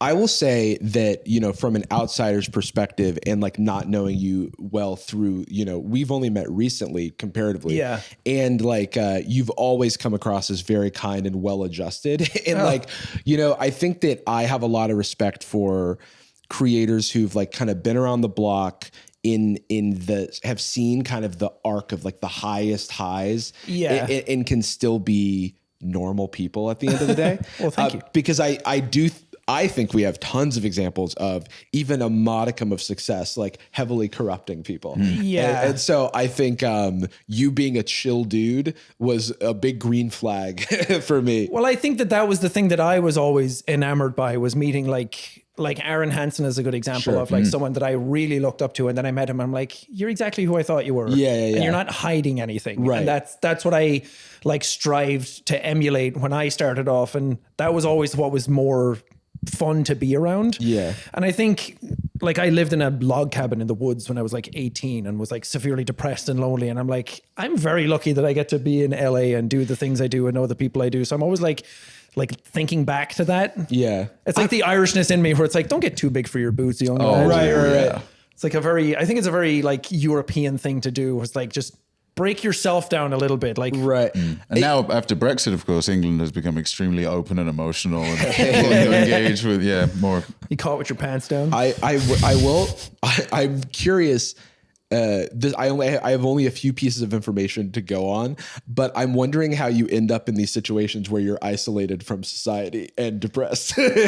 I've been going through that with my therapist, where apparently I seek out relationships that abandon me, which I never thought about. And I'm like, I have like a whole bunch of stuff with like, because my family were never like very emotionally open when I was younger. So I like learned a lot of the stuff that I know by just watching. I would like just sit back and like watch people and be quiet. Right. And I think I started using humor as like a coping mechanism, as many of us do. Yeah. So I was always like the diffuser or like de-escalator. And then as I just got older, I don't know, I never really like connected with people. Like in Ireland growing up, and I'm sure England as well, it's like everyone just likes going out and drinking, and everyone's like more depressed than they say they are. Yeah. And it's like small town mentality where no one has any ambition to kind of like leave. And so the social bubble is kind of like keeping them in. Right. And as soon as you express it, it gets battered down, because if you have ambition, that means that I'm falling behind. Yeah. So instead of me getting ambition, I'm going to pull yours away. Oh, Mr. Hollywood over here. Yeah, the big example I always hear is like American people will see like a house on a hill and be like, that's going to be me someday. Whereas Irish people are like, who the fuck does he think he is? Yeah. Mr. House over here. Yeah. Oh, look at money bags. So I think that aspect of me, and always trying to like overly remain humble throughout my whole life. Yeah. And like not get too big for my boots has kind of like aided me a little bit in that regard. But yeah, it's a slippery slope though, because I just have always been a very self-critical person. And I think that's been great for pushing myself, but it's also a double-edged sword in that I can turn on myself and just be really mean to myself. And it's like, oh, stop that. This isn't productive to do. This like little survival, you think you're going to make yourself more palatable to people by kind of criticizing yourself so that no one else can criticize you. You can catch everything that everyone else is going to say, but at the end of the day, you can just be mean to yourself for no reason. Yeah, and it's also hard to celebrate your wins, because it's like, I don't want to be cocky or arrogant. It's like, if it's good, it'll talk for itself. Sure. Yeah. But I think my stuff comes from like having a family and like 2 older brothers that I was always trying to emulate and be cool to and like really try and like look up to and aspire to be. Are you the youngest? Or Yeah. Okay, So cool. any of the like male relationships in my life, I treated the same way. So it was always like, I was always looking for like big brothers in my life. Yeah. And then sometimes I meet people that don't live up to that. And I'm always like trying to fix people and I'm a people pleaser. And I keep trying to like match myself to what they need rather than like figuring out what my own needs are. And it's only within like the last like 2-3 years that I really like don't do that anymore. I mean, that's amazing, like growth. And it's also like very great to recognize that about yourself. Cause it's like, we're always on a journey, you know? Yeah. It's trying to like, not to like put a dower on the subject, but it was a lot of like my dad passing like a couple of years ago, which was like I was never like hugely close to my dad and like we didn't share like a hugely emotional bond. But when that happens, like I think every person goes through it, like the parent you sort of relate to, right? You kind of like see yourself in that. And then I was like, okay, what were his aspirations? What were his goals? Was he happy? What were his dreams? What was unfulfilled? What was left on the table? Yeah. And I think I was trying to like start living my life a bit better to be like, okay, I have health issues. I should get those checked out. That's why I got checked for ADHD, all that kind of stuff. Right. And I was like, okay, try and like, I got big into like stoicism and philosophy and like dismantling like my manhood in a way. Yeah. And like just really trying to like pare myself back and figure out what was going on and what made me tick. And I think I really had to like destroy so many aspects of me to like build it back up and figure out like what was behind it all. Ego death is the only way. It's almost like a shedding the arrogance a little bit. Yeah. Because ultimately that bad behavior of saying, I need to please people or I need to adhere to certain masculine values or something along those lines is just assuming that you are right. Yeah. Like I know what this person needs to be pleased by, whereas in reality, the healthiest thing to do is be like, I'm a fucking idiot. I'm like anybody else, I'm dumb. And I don't know what's best for me. Sometimes a professional is what helps with that. Sometimes just self-reflection and some life changes. Sometimes it's all of it. Yeah. And a big one for me was that like kid energy that I always had. Cause I always, as the older I got, I was like, man, I'm just immature and I'm like a fuck up and I'm kind of like too goofy for my own good. Sure. And it helped with YouTube. But then I was like, I know I need to be mature now. I need to be like a man. Right. And then I was talking to my therapist about it and I was using like the Jon Snow quote of like, kill the boy and become the man. Right. No, like you can be both. And like a good way of thinking about it is that you always have like 2 ages within you. And me and Aaron were talking about this when he was over in Brighton, that it's like what would you consider each other's like kid age to be? If you were to say like there's an adult version of you and a kid version of you, how old are each of those to each other? Okay, so Jordan's adult age is like 45. More or less, yeah. Yeah, and then kid age 13. That's bang on, yeah. I think kid age, it's definitely the feeling of being on the precipice of being a grown-up. Yeah. That's explicit. It's not like frolicking in the river or whatever. It is being fairly isolated, but when I am hanging out with people, we're just like getting drunk and doing drugs. Yeah. That's like the young version, but because I wanted to perform older, which is also when I think I adopted some performative manic energy that for a while I also saw in my content. Early episodes of Sad Boys, I feel like I'm a little over performative. I mean, we all are. Yeah, of course, yeah. But And then, that is the age to be performative. It's like, I want people to like me. That's like Right. becoming an adult. and then I think my grown-up, the 45-year-old version of that is just, hey, man, I can't wait to get there because that's when I'll be done. Once I'm 45, all the stuff that's hard right now, my health issues will be gone because I'm old and that's when they stop happening. Sure. Bad calculation. I think in your case, Yeah, hit me. I see your kid age at around 15 Okay. because I think, well, actually, I won't even tell you. I'll give you the age like you did. Okay. And then adult age, mid-30s. Okay. I'll take it. I think, yeah, because not to cut you off, but I bring it up because it's like you can have both versions of yourself at Yeah. the same time. It's like when you want to play and when you want to have fun and when you want to party, that's Yeah. when the kid version of you kind of comes out. But it's like business meetings, work, the adult version of you Right, comes out. So yeah. it's very telling which energy you shift into for those ages. My adult trying to be fun and my kid going to a meeting. Kind Yeah. of thing. Yeah, not to be dour, but like my mom passed very early when I was 11 years old. and she was my primary caretaker, and I had no father figure at any point in time. Wow. And so at that point, and it wasn't my birth mother. I didn't have a relationship with my birth mother. This is just like extended Jarvis lore. I don't know how much I talk is about fascinating. this stuff, though. But I was like, I was in a household with my mom and my aunt. And then my mom passed, and my aunt was like a recluse, and she like always stayed in a room and like wasn't never really social. Were you close to your mom?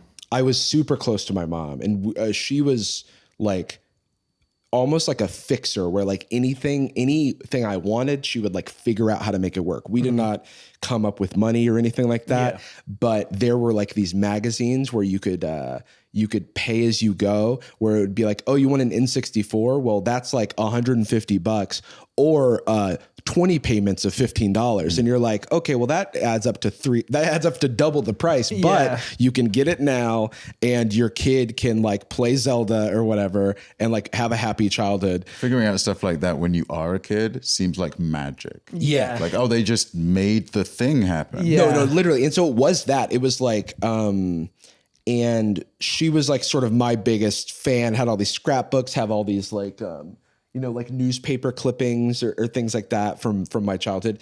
And then I was just a shitty little kid with undiagnosed ADHD. So I was always like, I don't want to clean my room. I'll get to it in a minute, blah, blah, blah. ADHD, like intense. I don't know if you guys experience this, but context switching is very difficult. So like there's two events in a day. Yeah. So it's like if I'm like playing a game and I need to not be playing the game and doing something else, it feels like physical pain where I'm like, I don't want to do that. Yeah. But when my mom passed, I didn't really have someone or something to fill that role. And the things that adults always told me was, oh, you had to grow up so fast. And so I think there is a part of me that I feel like I've in a way had to be independent since I like kind of had to raise myself since I was like 12. I had caretakers and people who were like looking out for me, but on a day-to-day basis, there was nobody teaching me lessons about life or taking me under their wing. I was just having to siphon that information from other people, from friends, from their parents. Like nobody was telling me I needed to apply to college. So I I fortunately was like really good at like school, just like the good side of my ADHD. Like I didn't do homework, but I scored well on tests, that kind of thing, where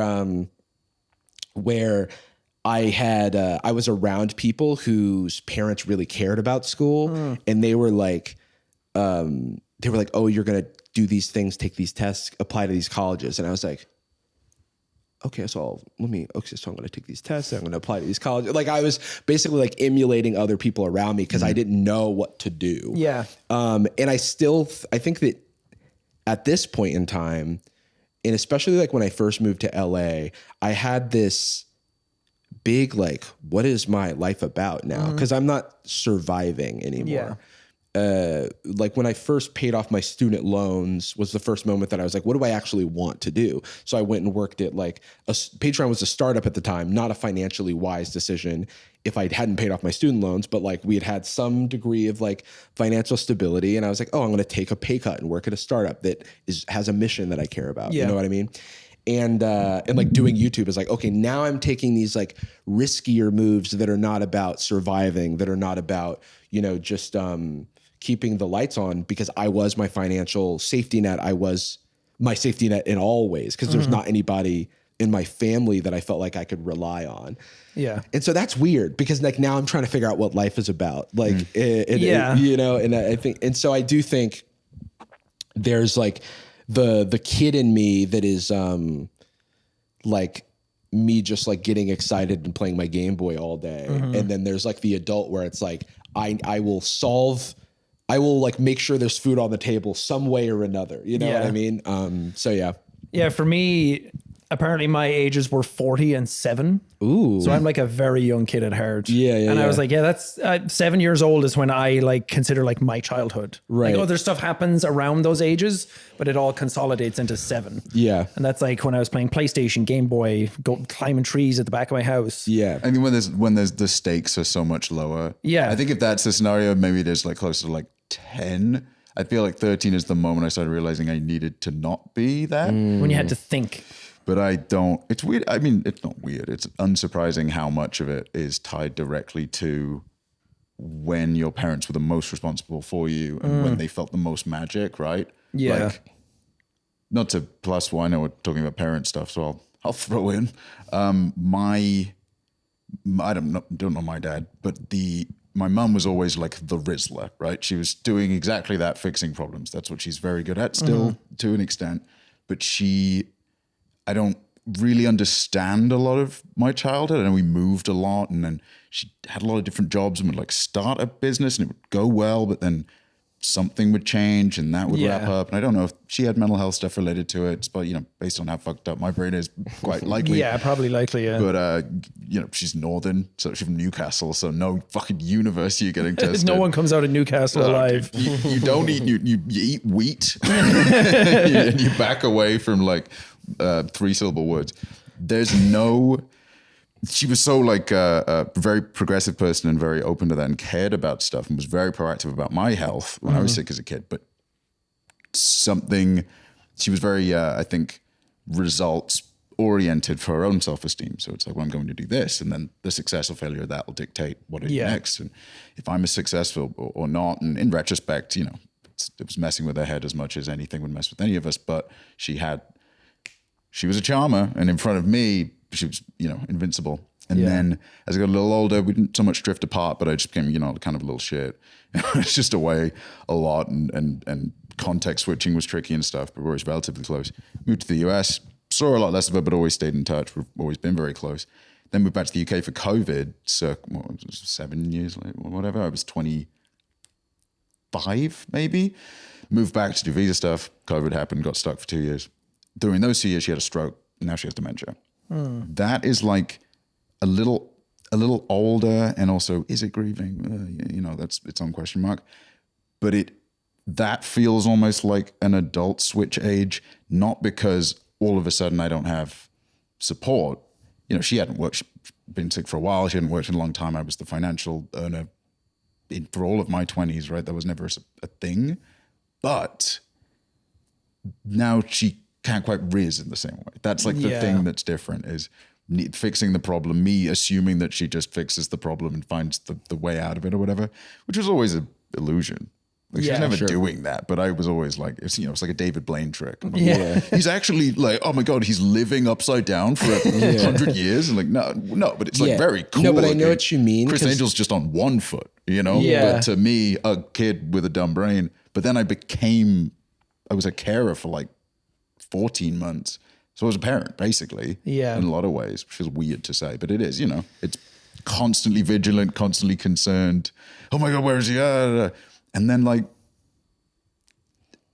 I think I maybe am cooked. I think I'm about adult. I feel too old for how old I am physically. Yeah. But there is an element of just like, I look forward to being 45 because that guy has the distance from the actual reasons I feel more grown up. Yeah. And just has the like, school sucks. School's so boring. I was annoyed with it. But I'm glad it's over. And if I hadn't finished the kind of GED equivalent, I couldn't have got my visa. So now I'm here, happy with that. If I hadn't done a bunch of other visa bullshit, wouldn't be here. If we hadn't met at a company where we also often have stressful work, wouldn't be doing this. It's sometimes easy to lose track of the narrative, right? Mm-hmm. Kind of what you're expressing about like you were in a wood cabin being depressed. Yeah. Now that gets to be a 1-sentence anecdote. Whereas instead of 4 years of your life, that would have been the autobiography at the time. Just be my shitty cabin time. Yeah, I mean, I feel kind of the same because I wasn't very close with either of my parents, and I've said it before, is like I've never heard my parents like say "I love you" to me ever. Mm. So it was kind of like the same thing where it's like I had parents, but I might as well not have. It's like someone cared for me, but I still learned everything myself just by watching other people. Is the rest of your family still in Ireland? Some of them are. My brother lives in France, but I have 2 brothers, 2 sisters, and everybody else lives in Ireland. You said still. You like, grew up like looking up to your brothers. Mm-hmm. Do you still keep in contact? Yeah, not as well as we should. Happens, I'm also I hate keeping up with people over text and calls. Yeah, I'm and much then more there's of a the physical. Yeah. But yeah, Family stuff. Family stuff. I mean, it's crazy. I mean, everybody's like, I think one thing, there's a term for this, but Dunning-Kruger effect. okay, almost. You'll get it one day. The thing where everyone, if you walk down a city street, everyone you pass has a life that's equally as complex as yours. Yeah. There's a word for that, but I know what you mean. But I think that's important to think about because also when comparison, right? Like that's why you can't really compare yourself to someone else. Though we naturally as humans, it's probably baked somewhere in survival instincts or something. It's so natural to do, but you're setting yourself up for failure because you're the only one who's lived your life and has your circumstance. Yeah, and when I was in therapy, there was a lot of stuff unpacking for like childhood and like how unique that experience was. But I was like, I never really talk about it because I was like, everybody has stuff they go through. And my therapist was like, almost no one goes through this, what you went through. And I was like, oh. Also, this is your time to talk about your stuff. You know what I mean? Because in society, you may not want to. Here we go, talking about society again. In the regular world, he's in his Joker arc right now. You want to know how he got these scars? Yeah, in the emotional. I got these emotional scars. You can't see them, but I've got like a weird situation. Fucked up. Yeah, I'm Jared Leto style, twisted. You don't lead with your trauma and the shit that you've gone through, and more often than not, you're gonna like downplay it in a context with another person. Well, yeah, it's because it's just a bummer. It's a bummer, yeah. If you just bring it up out of nowhere. Right. But in therapy, like we have done those repetitions so many times that the natural thing is like, so let's talk about you. Oh, we don't need to talk about me. I'm your therapist. You literally have to talk about. How's your kids? Kind of misunderstood. Like they have to remind you what asking "How are you?" actually means. Right. Yeah. As opposed to, I don't know. Is there an equivalent of like where I'm from, saying like, "You all right? All right, yeah, farmer, you all right?" That's like, "Hey, how's it going?" I think it's top of the morning. Actually, Shout out, plug, merch. The quickest one syllable. Like technically, I'm asking you all right, but to reply with anything more than like, yeah, how are you? would be so fuck yeah. How are you? How going? Oh, great. You will. Oh, so not. How's your mat? Things aren't so good recently. Oh, sorry. They're still walking. Yeah. Like, no. Never mind. Everything's great. And I'm so awesome. I'm actually doing very well. It's like you want to do that test or that like exercise where it's like when people ask me, I'm actually going to say how I feel from now on. And then I try to for like a week and I was like, this is fucking terrible. I'm never doing that Do you again. guys ever catch yourself asking your therapist how they're doing in like the middle of the... I definitely try not will. to. Yeah, I definitely will from time to time go, because my therapist in the parts that aren't therapy where we're like scheduling events and things like that, she'll be like, oh, I'm going on vacation or I need to do this travel. And I'll be like, oh, how was your travel? And she was like, it was good or whatever. And I'll be like, got him. Now I'm the therapist. You have to pay me. I have a thing where I like always try and make people laugh. I guess it's called being happy. But in the therapy sessions, we talked about that as well, where I like throw out like zingers and she doesn't laugh, but she does it on purpose. Yeah. Because it makes me uncomfortable. And then I was like, oh, so that's what it's like. Whoa, weird. Yeah, I'm definitely feel like I'm performing sometimes for my therapist. Where I'm telling a crazy story that happened to me. Yeah. Yeah. I finally got like actually honest about things where I'm not like, this isn't going to get back to anybody. I think that's a YouTuber thing as well, where it's like, self-preservation. Yeah, but it's also like, I don't know who I can trust, who I can really be real with. Right. Versus like, I'm just telling you like the surface level stuff. Sure. Of course. Yeah. Who's it going to get back to? Right. Yeah. Your therapist is actually the fucking Keemstar. We rip our mask off to reveal 2 Keemstars, each smaller and less pleasant than the last. Love him. Got to come on the show, Killer Keem. Oh, please don't.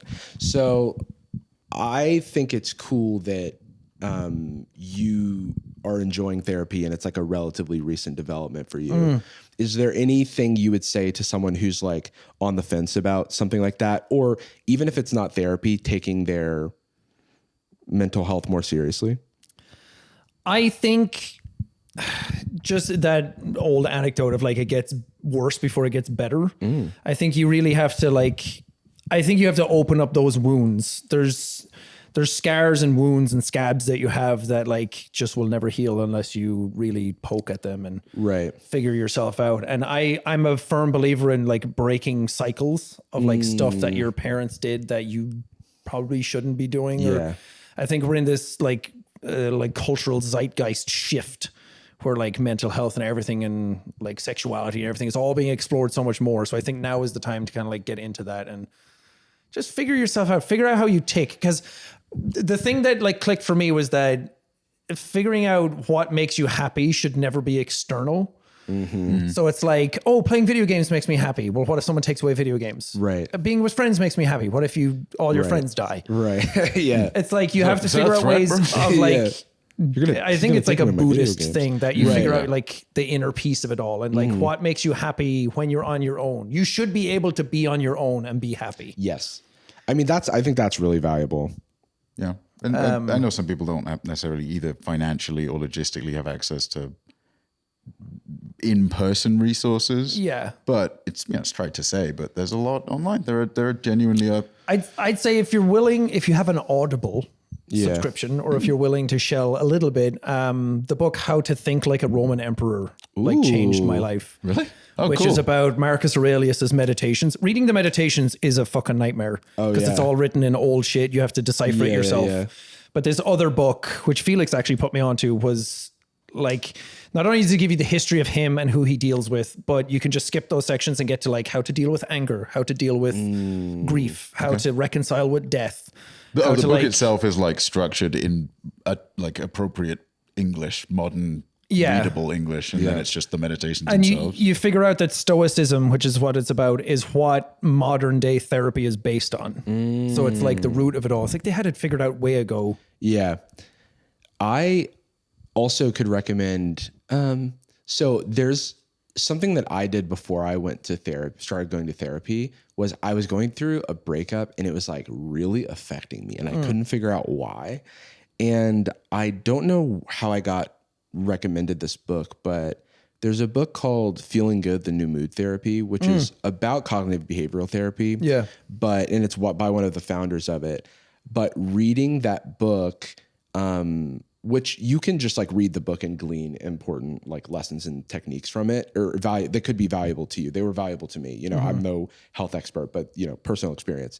And one of the most interesting things about it was like, there are these like common mental traps and fallacies that we create in our minds, the things we tell ourselves, and seeing them like written down by a dude in the 80s made me think like, oh, because oftentimes when you're feeling your own pain, you're like, I'm so unique. No one can understand what this is. Why would I even ask for help? They won't know how. Yeah. And then it's like, oh yeah, part 1, catastrophizing. This is where you do this and you feel like this and you say this. And I go, oh. Hi, Jarvis. Yeah, that's what it feels like. And I'm like, oh, okay. Well, now knowing that I'm experiencing something that's actually chapter 6, it helps me feel like there's progress that can be made from here, because it's no longer an undiagnosable issue. It's something that's happened before and will happen again. Yeah, the Stoic stuff is all about like you have your own value systems and what you deem that's what like your reality is basically. And when other people breach what you wouldn't do yourself, that's where you start like judging people. Yeah. So it's all that like it's all CBT stuff as well. Oh, cool. Yeah. So it's like all the stuff that's outside of your control, like it can still affect you, but you have to like reconcile with that it's outside of your control. All you have is control over yourself and how you're what put it down for me was like, the world is not evil. The world's not out to get you. And the things that happen are not bad. It's how you react to them. And it's your value system being breached and upset and fucked around with that really infers like your perception of what's going on. Yeah, there's this term in psychology called like the internal versus external locus of control. Yeah. And it's like if you have an external locus of control, it's like the events in the world are happening upon you versus an internal locus of control is you're affecting the world. Yeah. And obviously we have some balance of that,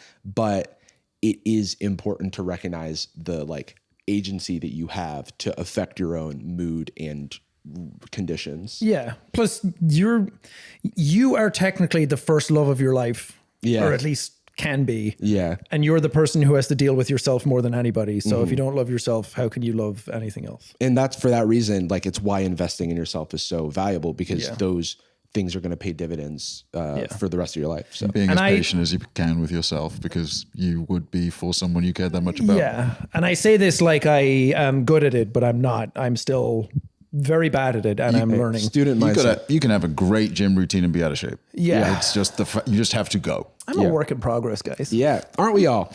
I'm sick and twisted. Live, laugh, love. Live, laugh, McLaughlin. PMA. It all just boils down to that. Just be happy, idiot. Yeah. Well, thanks so much, Sean, for joining us. This is a wonderful time. Thank you. We are, after this, going to be doing a little bonus episode, a full, probably 45-minute bonus episode on patreon.com/sadboys. We end every episode of Sad Boys with a particular phrase. We love you. And we're sorry.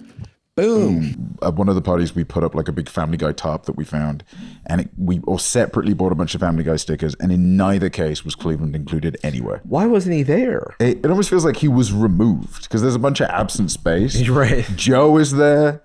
Quagmire is there. Lois was mooning and taking up a surprising amount of the frame doing so. A bunch of characters I don't remember, but not like the one black guy. Gucci girl, how you doing? How you moving, girl? Moving, girl. How's your day looking? That future girl, yeah, we on now. Take my money, go away, all you want it. Girl, too rich for me.